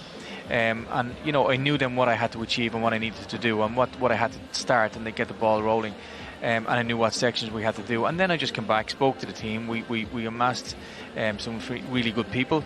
Our head coach Paul Brennan, we gave him some support, and we got him some assistant coaches, and we put a plan in place, and that's working. And since we've got 3 medals, we've got the Youth Olympics, we got a bronze medal, and we've European medals with the McCarthy twins, silver medal. So we're doing well, but we want to get more, and we want to push more, and we want to be, and this was about getting recognised with the WKF officials and with the WKF family, and I believe we've achieved that. And hopefully now, when the WKF has seen what we've done, we will host many more tournaments. And let's hope you do. We need to see this again here in Ireland. We're going to go back to the Kumite on the tatami now, and this is the male minus 75 kilogram category, and it is between France and Jordan. Enzo Berton of France was 5th in Rabat, hasn't won a Karate1 Premier League gold medal, but he has been successful at cadet level. He was a world silver medalist, and he was an under 21 continental medalist as well. Hassan Mashwarawi of Jordan competed in all 4 of the Karate1 Premier Leagues this season, but he's looking for his first medal, and he's guaranteed at least silver.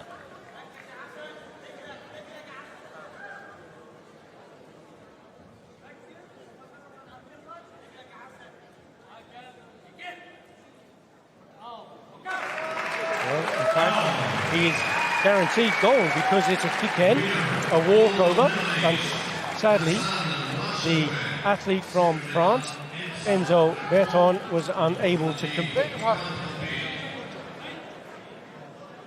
Now, that's never the way the athletes want to win bouts, but nevertheless it has to be done again from time to time. So, Chris, we are going to have an opportunity to look at the new scoreboards and the joysticks. We've been talking about that in matches earlier. And putting on the Karate1 Premier League throws a few curveballs now and again.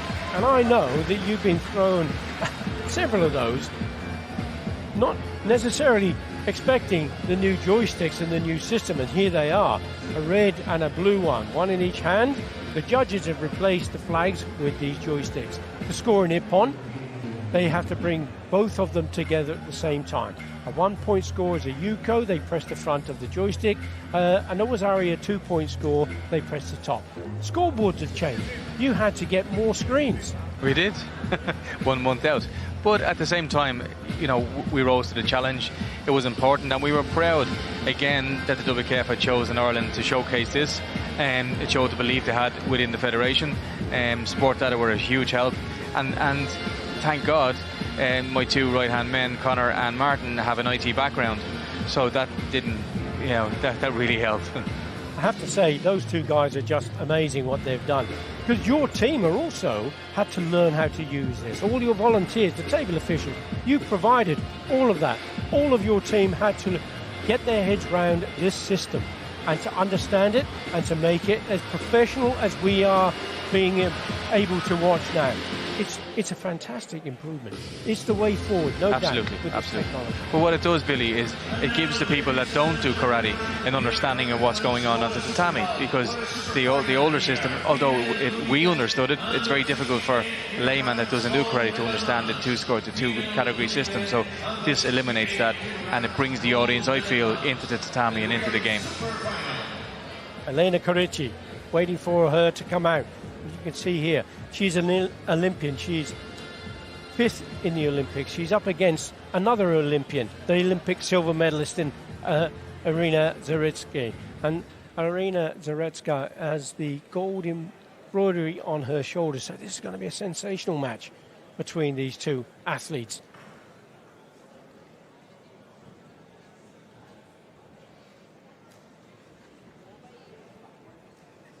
Corici, first in Fukuoka, second in Rabat, first in Cairo. Just a reminder, though, that Irina Zaretsky has won 12 Karate1 Premier Leagues. Number 1 of the Pakistani, number 2 of the world ranking, gold medal in Fukuoka, gold medal in Cairo. She's the current European champion. Please welcome Elena. I can confirm Elena Corici is indeed the grand winner for 2023. So that special gi will change hands after this Premier League, and it will be Elena Corici who will be wearing them next year.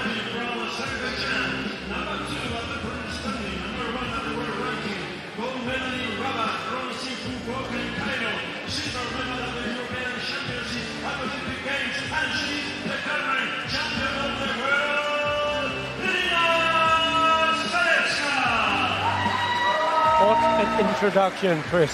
Fantastic, sensational individual, Irina Zaretsky, world champion, grand winner and Olympic silver medalist. Tremendous athlete.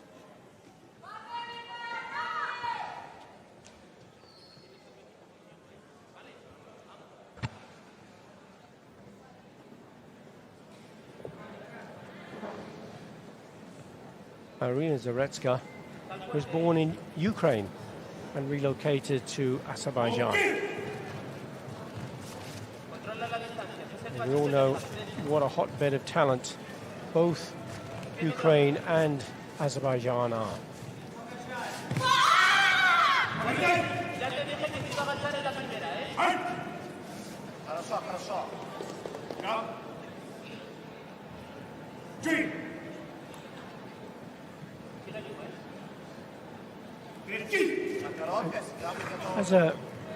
Taking your many hats off, President, National Federation, businessman, organiser, as a spectator, and you look at this screen now, you find this an easier system to follow, Chris? I do, I definitely do. You know, you can stay within the match now because it's much easier to understand. You're not trying to work out the different categories. And like you said, if you turn away from the screen, turn back, what happened, where are we? It's much easier to do, and I think it's a huge step forward for WKF. We see here a 1-point score. Two of the judges have gone in favour of Elena Carici. She will take that first 1 point score, the Yuko. She'll also get a Senchu, which will be added to it. And you see the green outline around the number 1. It signifies that she now has the Senchu advantage as well.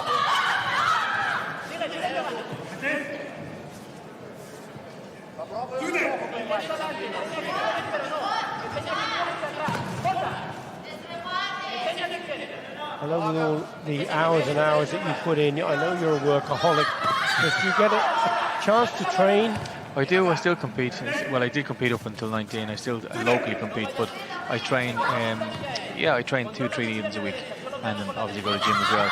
And you teach? You teach? I do teach. I'm a coach at my local dojo, from 6 years up, and I love watching the kids develop and learning their first kata and getting their first belt. It's what keeps us going.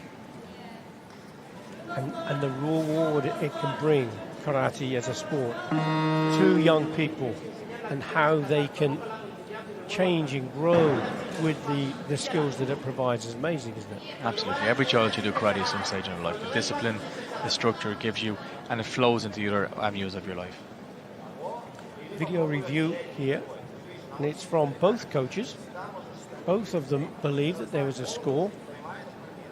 There's only one judge who carries out that video review, and the judge, the referee in the bottom right-hand screen, wearing the headphones, has no idea which technique they are looking for, so their job is to consider the previous 6 seconds of action to see if there were any valid scores made. You see the punch coming over the top, reverse punch, Yakuzuki. There's a front hand punch, then the second one came over the top.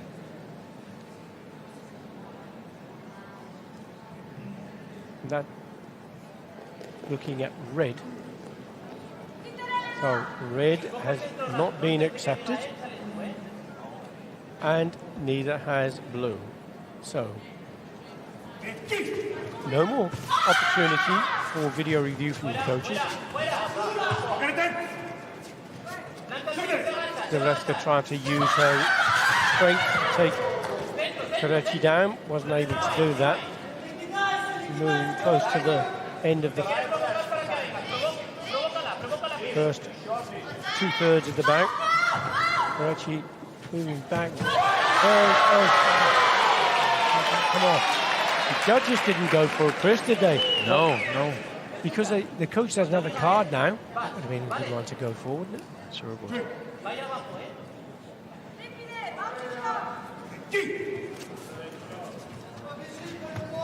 Still that single Yuko score, 1 point score for Karechi. Ducks herself out of danger there, moves around Zaretska. No doubt be putting on as much pressure as she possibly can. A kick to the body, 2 points, that would give her the win. Of course, Karechi will know all about that and be prepared and sitting in wait. Both going in with punches once more, and it's Karechi who gets the support from the judges. 3 of them have gone for the point.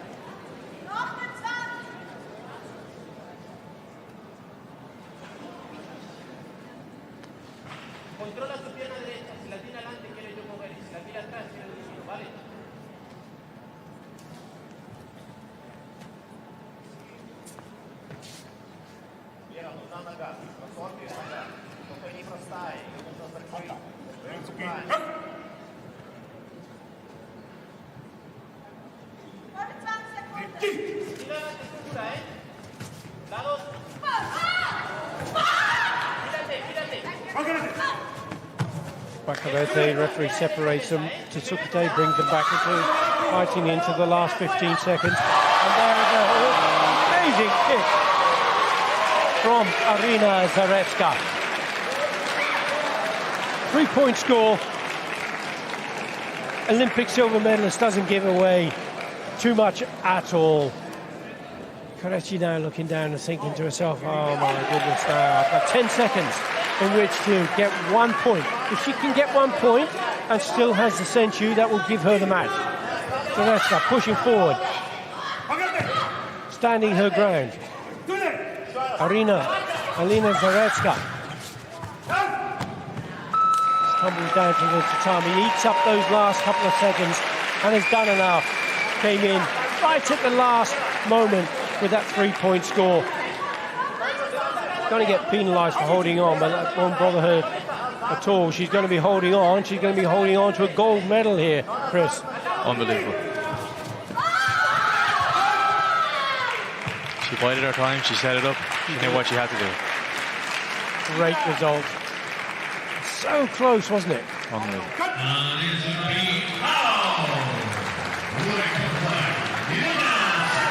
We're going to get a chance to have a look at perhaps some of the highlights there.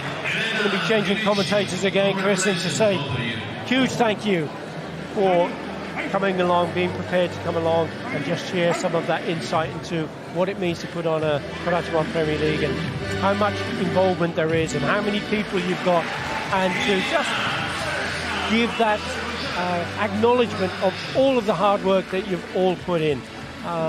Thank you so much. Thank you, Billy. Indeed. And thank you for all the years you put in. It's a joy to listen to you comment around the world, to give us an insight of what's happening. And thank you again for all your commitment to karate.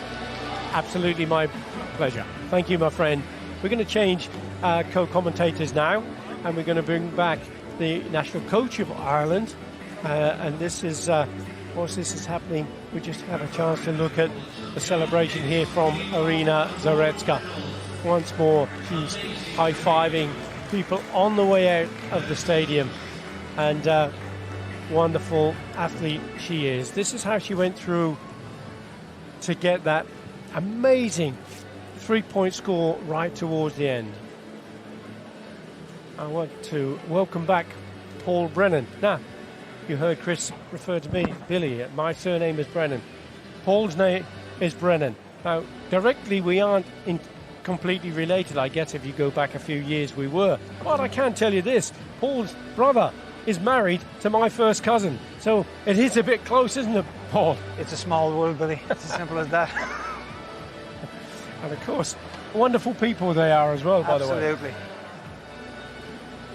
Now that 3-point score from Zaretska, where the heck did that really come had to from? pull that out of the bag, because Elena Kwiatkowski was so aggressive and dominated really for the whole fight.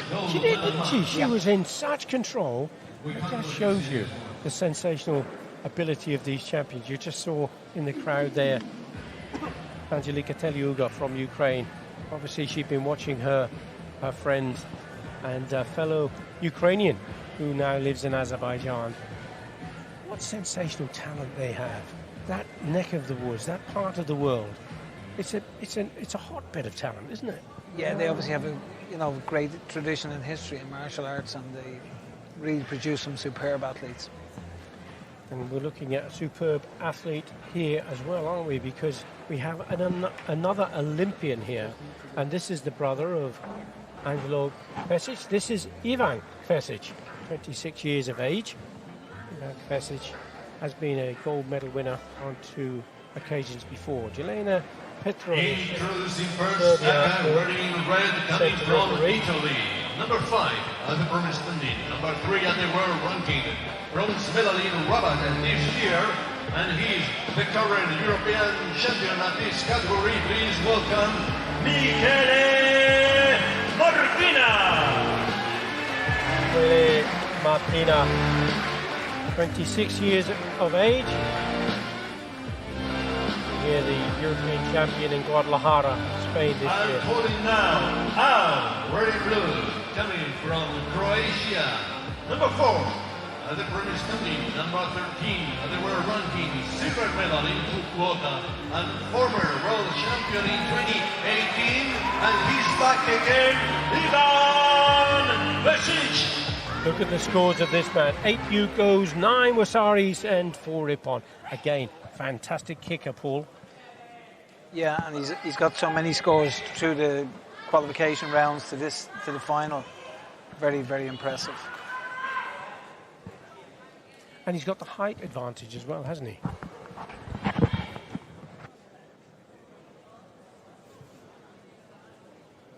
Yeah, that height advantage. Yeah, considerable height advantage over the Italian. I suspect we'll see the Italian doing a lot of quick movement here. So Michele Martina wearing red. 3-minute bout.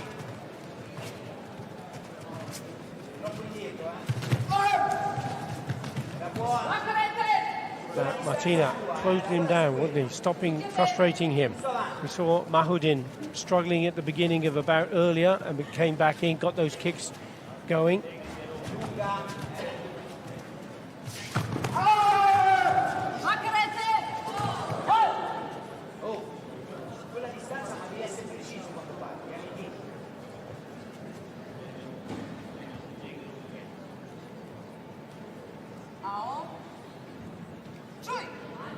The referee has warned Kvesic for not listening to the referee's command, following instruction. Gets a warning for that. There's a kick round the back from Martina, and it's going to be a 2-point score. This could be really quite crucial for him. Yeah, to get that first score after that exchange, and he delivered the kick to the back really, really well to convince the judges to get the 2 points, because there were several punches went in. A real flurry, wasn't there, between exchange between the two of them. Yeah, but the judges see the definition on the kick, and that's the technique they decided to score. Ooh, this time Martina, despite the height of Kvesic, he didn't mind going high for that. Again, a great counter punch as Kvesic came forward. Was it the punch that knocked him off his feet, Paul, do you think? I think it was the speed of his approach then with the impact of the punch coming forward. Stopped him in his tracks, really. And I think backwards, yeah. Martina now with 3 points. Certainly not being phased at all by the taller, more experienced Ivan Kvesic.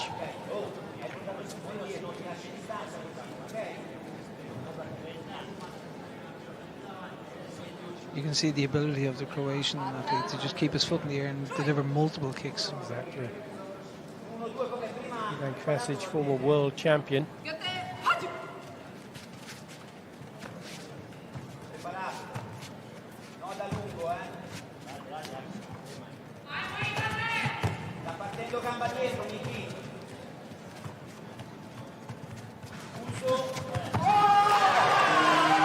Game.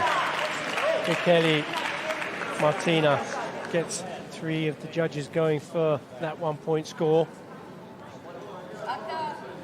Again, superb timing on as Kvesic approached the attacks onto him.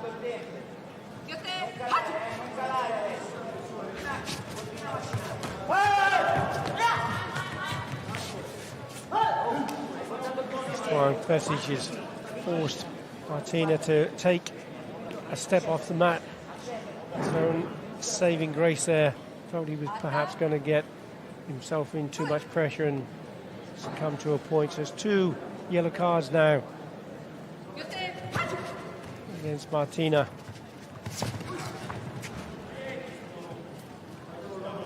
What's really good to see here is that Martina is still making attacks, isn't he, Paul? He's still taking the fight to Kvesic. He's under a lot more pressure now because Kvesic has no option but to go forward. And he's looking for. There we go again. Yeah, he's counting onto it. He knows he's going forward. He's counting onto his approach all the time.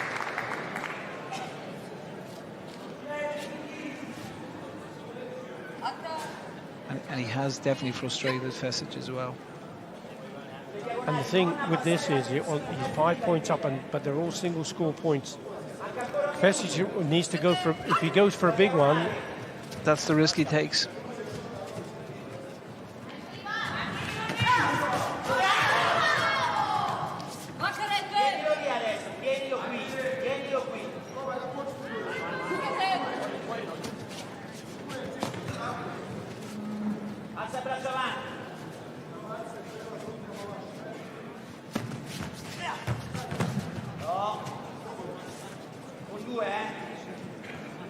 into the last 30 seconds again. Martina goes low with that reverse punch, picking off his prey. Ivan Kvesic making adjustments to his pads there and thinking, my goodness me, what am I going to do with this guy? I need 2 ippon. 6-point deficit.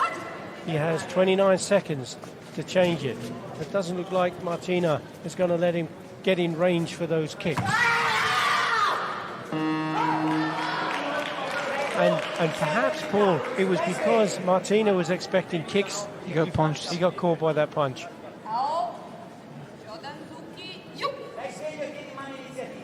But he's experienced enough to know that if he chips away at those points just gradually, he may get himself back into the match. We've got 19 seconds to go.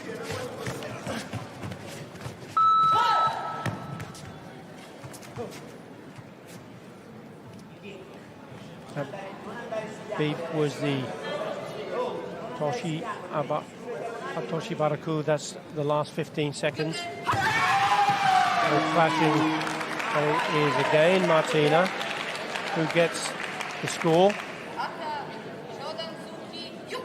Clever tactic of going straight off the line.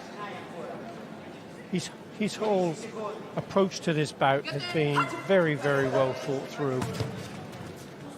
He's obviously studied Ivan Kvesic and what he's able to do.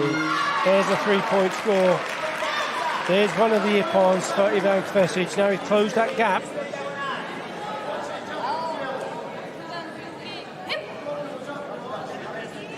Now, a 3-point score, all level, 7-7. Although that Senchu still remains for the next 3 seconds with Martina, it would still give him the advantage because he has Senchu.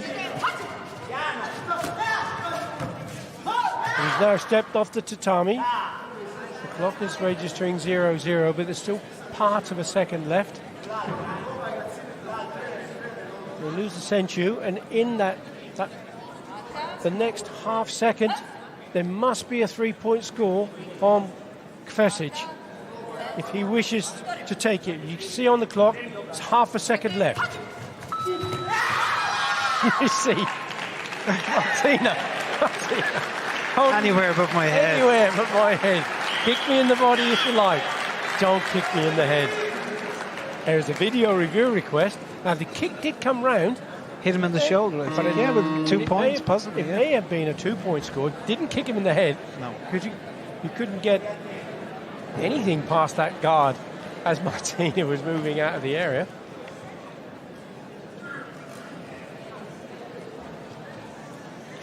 Look at these. It's almost like he's got horns. But He knew exactly what he was doing. of course he did. Effective. As you said, Paul, it doesn't matter if he was kicked in the body. It's only a 2-point score.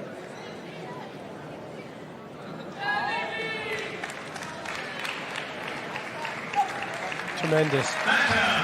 Great fight from the Italian. Really, really exceptional.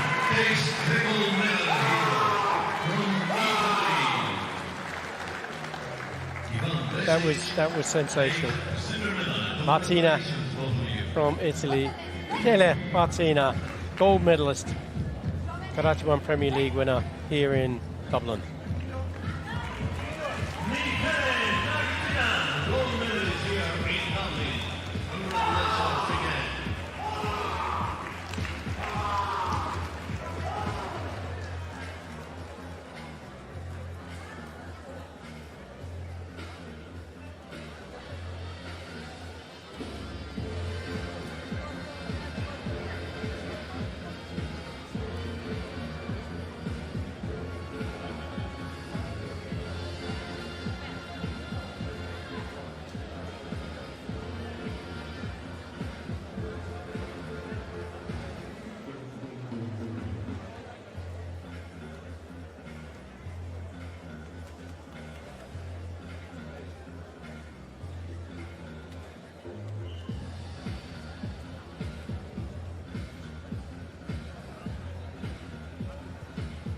Always great to see at the end of the bout the respect shown between the athletes.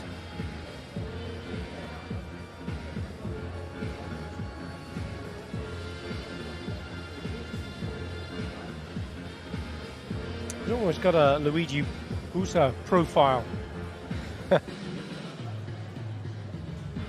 Great fighting attitude.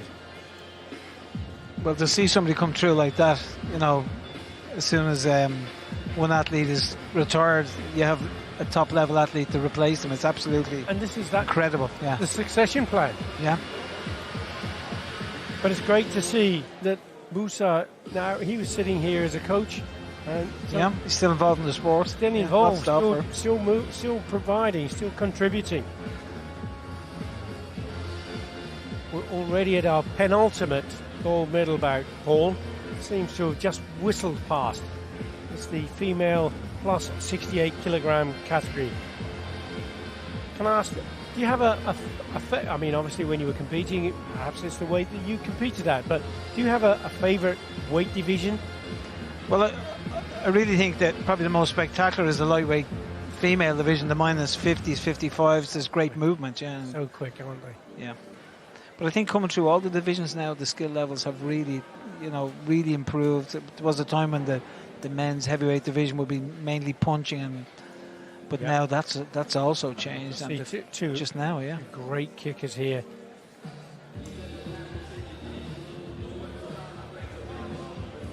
And you see again the gold embroidery. And there's the track record of this season in Cairo and Rabat, both taking 7th place. The silver medalist in Fukuoka, Saito Ayaka, and here we have Leo Ferracucci from another Italian fighter. So here we go with the next one. Female Kumite over 68. Holding area looks great, doesn't it? With these two, it gives them a chance to just be together. Calm the nerves, yeah. Calm their nerves.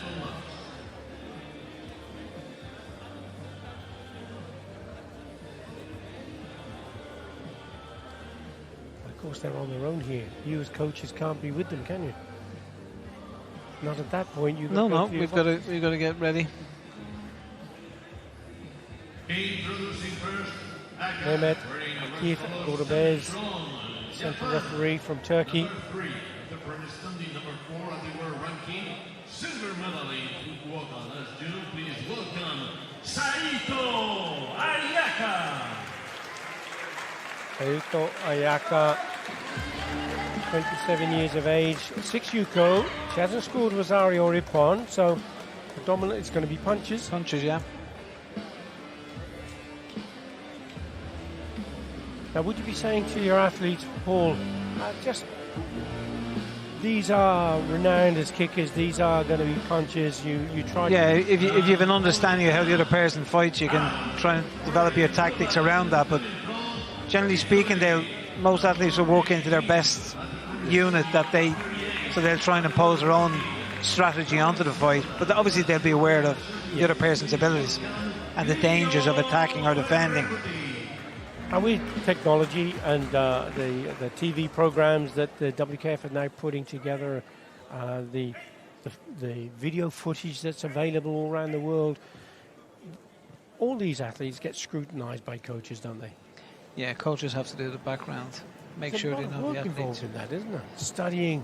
Yeah, and the opposition. it is very important, but at the end of the day, the athletes have to be able to adapt on the area as well as understanding who they are actually competing against and what techniques the other person's going to use. But it comes down to basic training and instinct at the end of the day. There's no better time spent than mat time. That's exactly it, yeah.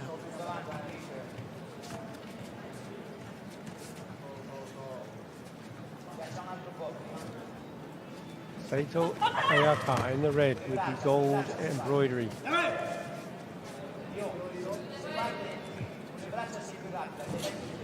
She knows what it's like to be a Karate1 Premier League gold medalist. She's done that. Leo Ferracucci, on the other hand, hasn't, but she has been 4-time silver medalist. I'm sure she'll want to change that today.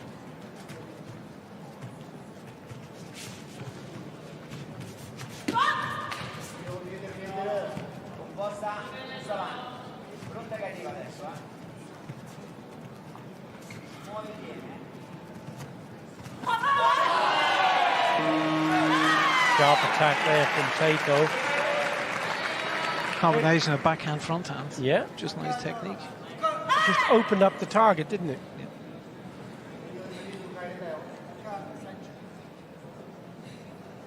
So when you take your team away to the World Championships, here in the Premier League is perhaps a little different, but do you take them, your warm-up, your preparation periods, is that a week before, 2 weeks before? Depends on where you go, I guess.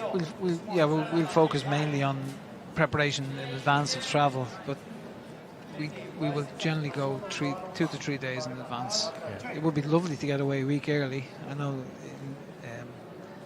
some teams can afford to get a week in advance of the tournament and be at the venue. But do you bring your teams and do they stay together for the preparation, although they're here in Ireland?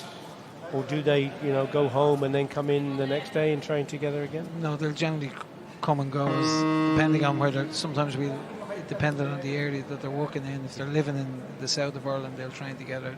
People in Dublin will train together. So I know some teams, perhaps it's about economy as well, but some teams they will live together, literally. Yeah. Kata teams in particular. Well, they need to, because they need to think the same. The timing has to be the same. Exactly. Video review, and it is for Ferracuti. Did the score win? She's nodding to herself. She believes it was, but it was rejected. That's that 1 point difference between the two still.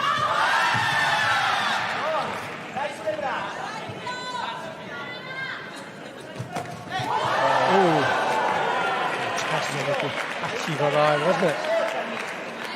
Beautiful takedown. It was.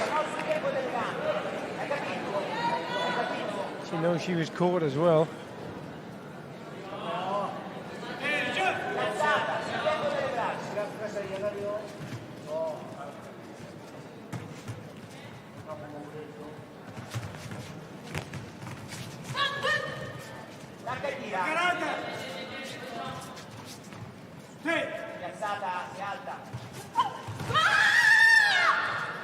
Good counter punch from Ferracuti, but didn't get the support of the judges.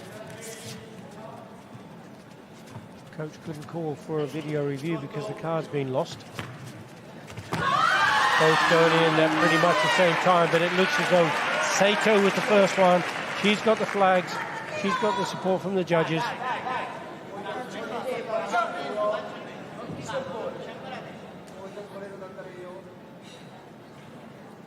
And just to focus on those joysticks and the judges' decisions, when the judges give their score, they could see it as a 1 point, 2 point or 3 point score.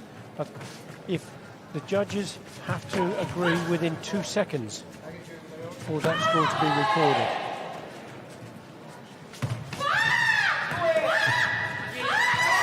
Oh, that was close. Again, no card. He looks at the coach and thinks, why didn't I have this card? She could have called that. Whether it would have scored or not, we will never know. Saito Ayaka has received a warning for stepping off the tatami.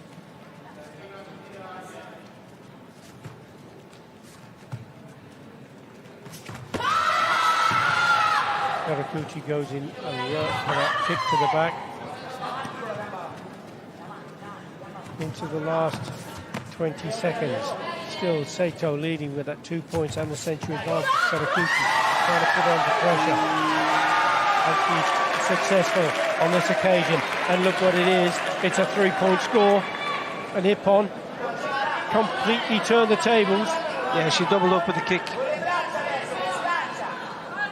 Now it is Cleo Ferracuti. Waits for Saito to come off the line. She's going to put her under pressure. She's looked over at the coach. She wants a video review.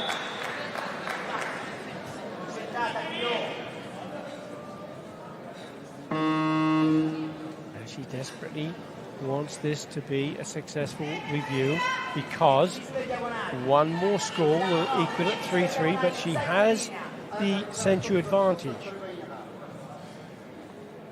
She's in the last 8 seconds. She can't take deliberate time-wasting avoidance because she would then lose the sensu. So still a lot going on here in the bout that can change the outcome. Video review has been rejected. She still has to score a point. She's got to go forward. Over the top she tries. Karate staying her ground. Again, takeout goes in. My goodness me. What a sensational point that was. She has the sensu. There's 2 seconds. Karate has to go forward, force an error, or score another point. And again, it is Saito who takes the point. And this is one of the reasons why those gold embroidery markings are on the shoulders, because that's what grand winners are capable of doing, turning the tables in the blink of an eye.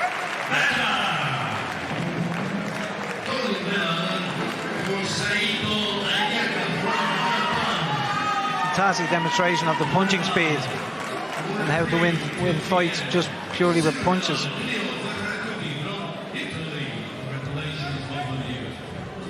Well, that match had everything, didn't it? Yeah, it twisted, changed from side to side. With 8 seconds left, the Italian had the advantage. And at that point, I'm sure, as many people may have thought, that was in the bag. Yeah. Having equal, you got ahead with 8 seconds with left. On. Yeah.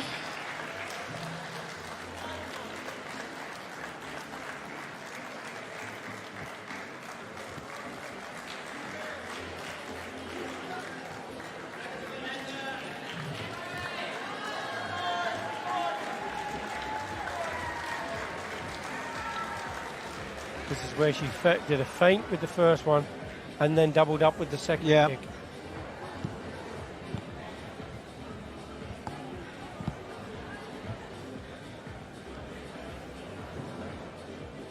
That was the last technique when she ducked and then got caught with the punch when she came back up.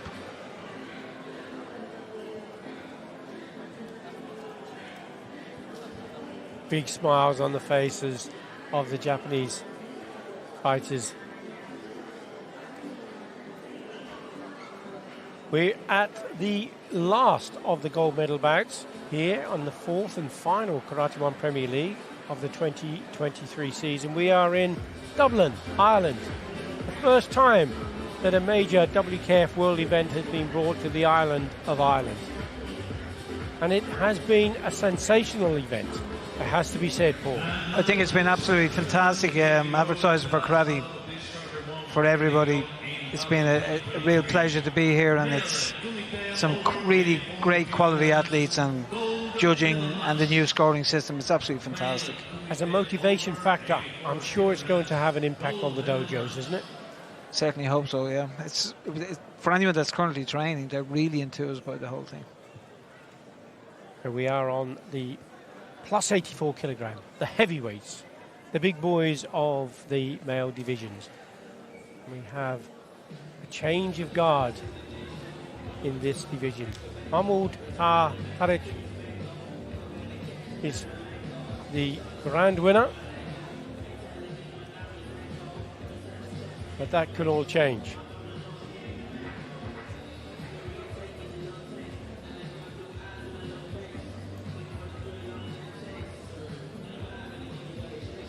Because this man, Talibov, Rizvan Talibov of Ukraine, is changing the gi. He has become the grand winner of the plus 84 kilogram division.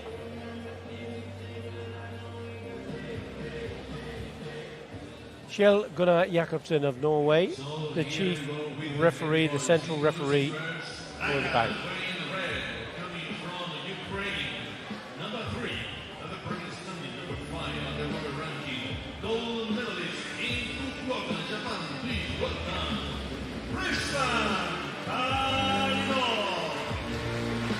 Rizvan Talibov from Ukraine.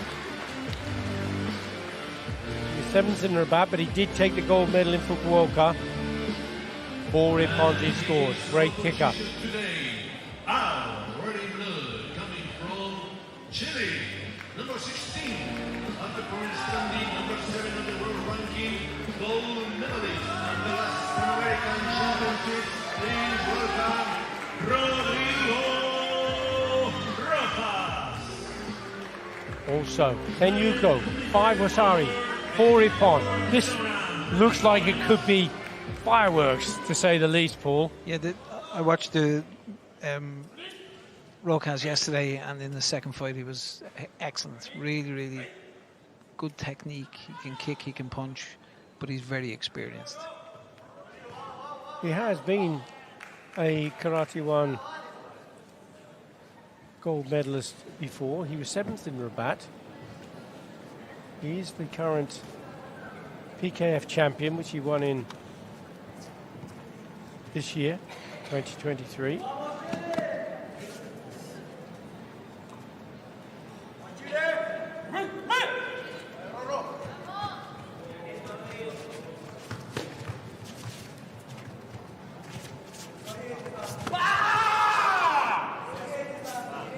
Here we go. We're in the final match.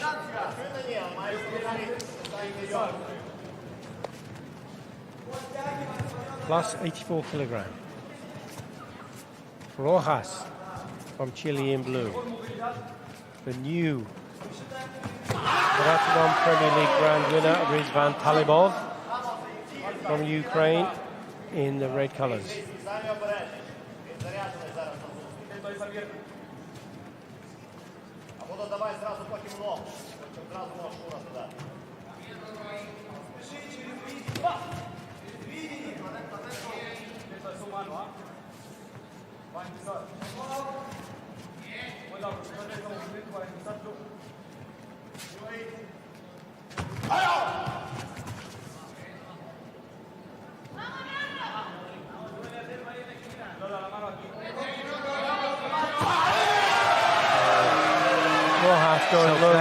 So clever, because he's small in stature and he goes low to the body.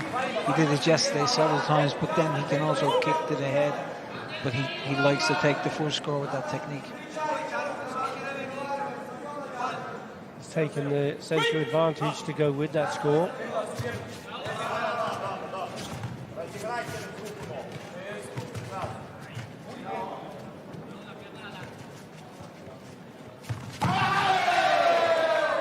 Rojas trying that front hand.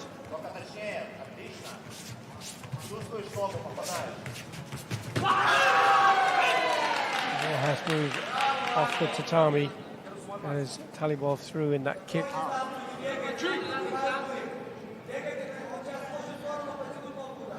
It's the first penalty, the first yellow card. Front hand punch there from Talibov. Didn't get the double support that Rojas did with a 2-point score.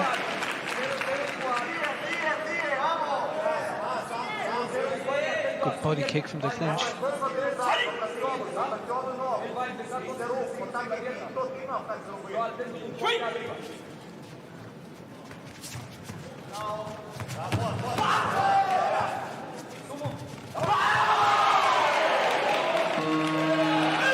Big PI, big shot from Talibov. An important 2-point score from Talibov, isn't it, Paul? Gets him right back into it now, 3-2. Got over a minute left.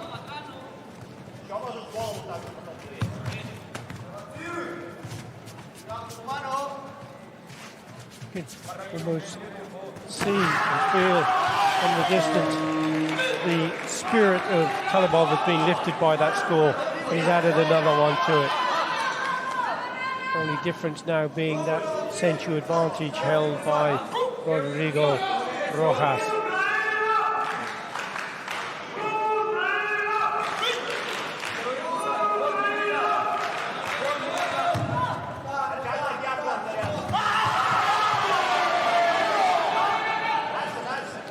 Rojas looking to his coach to put in a video review. Again, he does. There is the body punch again. He's going to get that score. Yeah.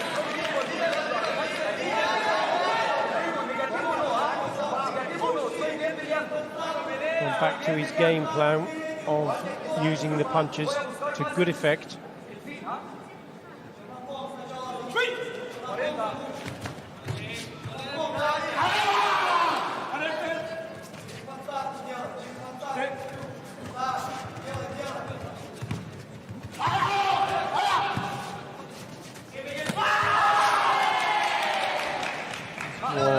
Talibov goes for the kick to the body, and again as Rojas steps just out of range. This time it is a successful 1-point score from Talibov.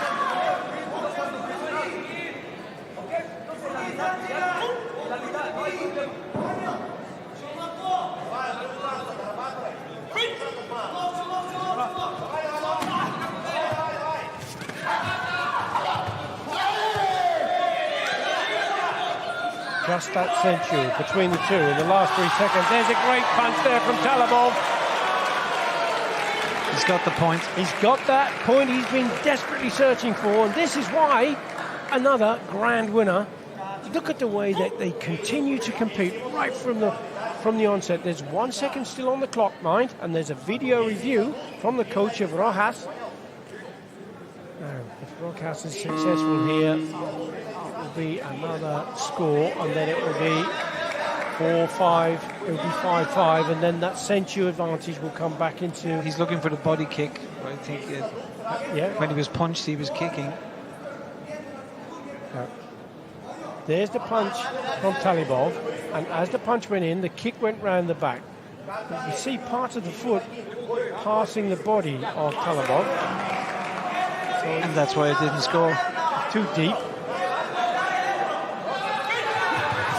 1 second left, and there's the hooking kick as Rojas came charging in, bowled over Talibov, but Talibov takes the gold medal. I have to say, Paul, that was an impressive performance. It was a great comeback, 3 down, and absolutely brilliant.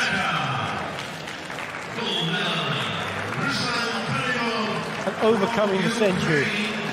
And that's a good example of just how well they must know the rules and the tactics and the strategies, the coaches, the athletes. It's so important, isn't it? Yeah, especially in the latter stages of the match where you're trying to hold on to a Senchu, you don't want to lose anything and the other person's pressuring you, and sometimes that's the distraction, and they get caught. But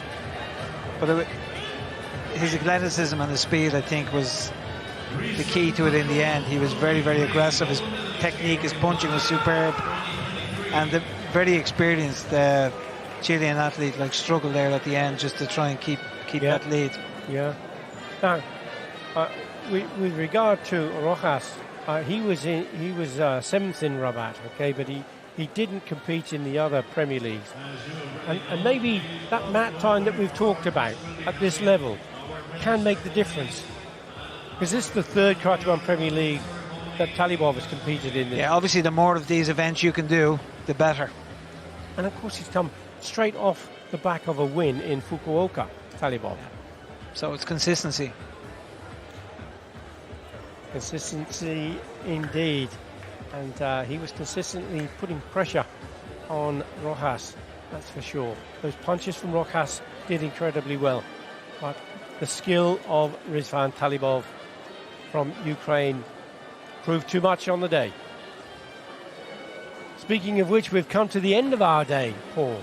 It's been a tremendous opportunity to celebrate the fantastic organisation of Ireland and the ability of Ireland and Onakai, the National Federation, to put on such a classy, world-class event. Yeah, it's been a privilege to be involved, and it's been a lot of hard work, but I think it's been well worth it for us as a national federation to see what we can achieve if we get so many good volunteers, and with the support of the WKF to come and allow us have the faith to let us stage an event like this, and going forward hopefully we'll be in the frame to do some more. I have no doubt that certainly you'll be in the frame, that's for sure. So now as we're closing in on the finish of the program, here, Paul, and all of you viewers, there's a great chance here to watch the top 5 actions.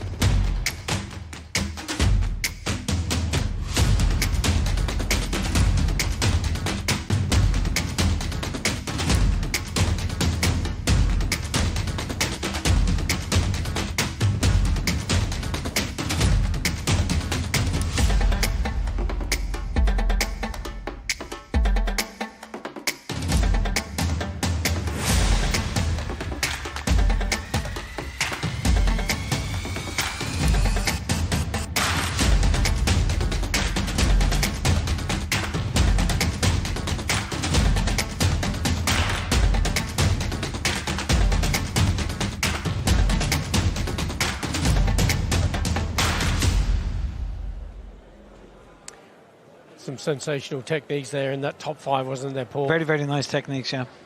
It's absolutely brilliant. And we've been sport with some fantastic. We're going into the World Championships in October. This is the last of the Premier Leagues, the last of the major events before the World Championships. All of these athletes will take their performances into consideration. Some may get to the World Championships. Many will, of course. Some will have to maybe rethink a bit. It's been fantastic working with you, my friend. And thank you so much for all of your knowledge and experience and sharing that with us. And to thank you, everyone, from wherever you've been watching the program from. It's been an absolute pleasure once again to provide you with live commentary. And so with that in mind, from me, Billy Brennan, and from Paul Brennan, my namesake, we'll leave you with some of the best images of the day. And from us, bye-bye, and thank you for watching. Thank you.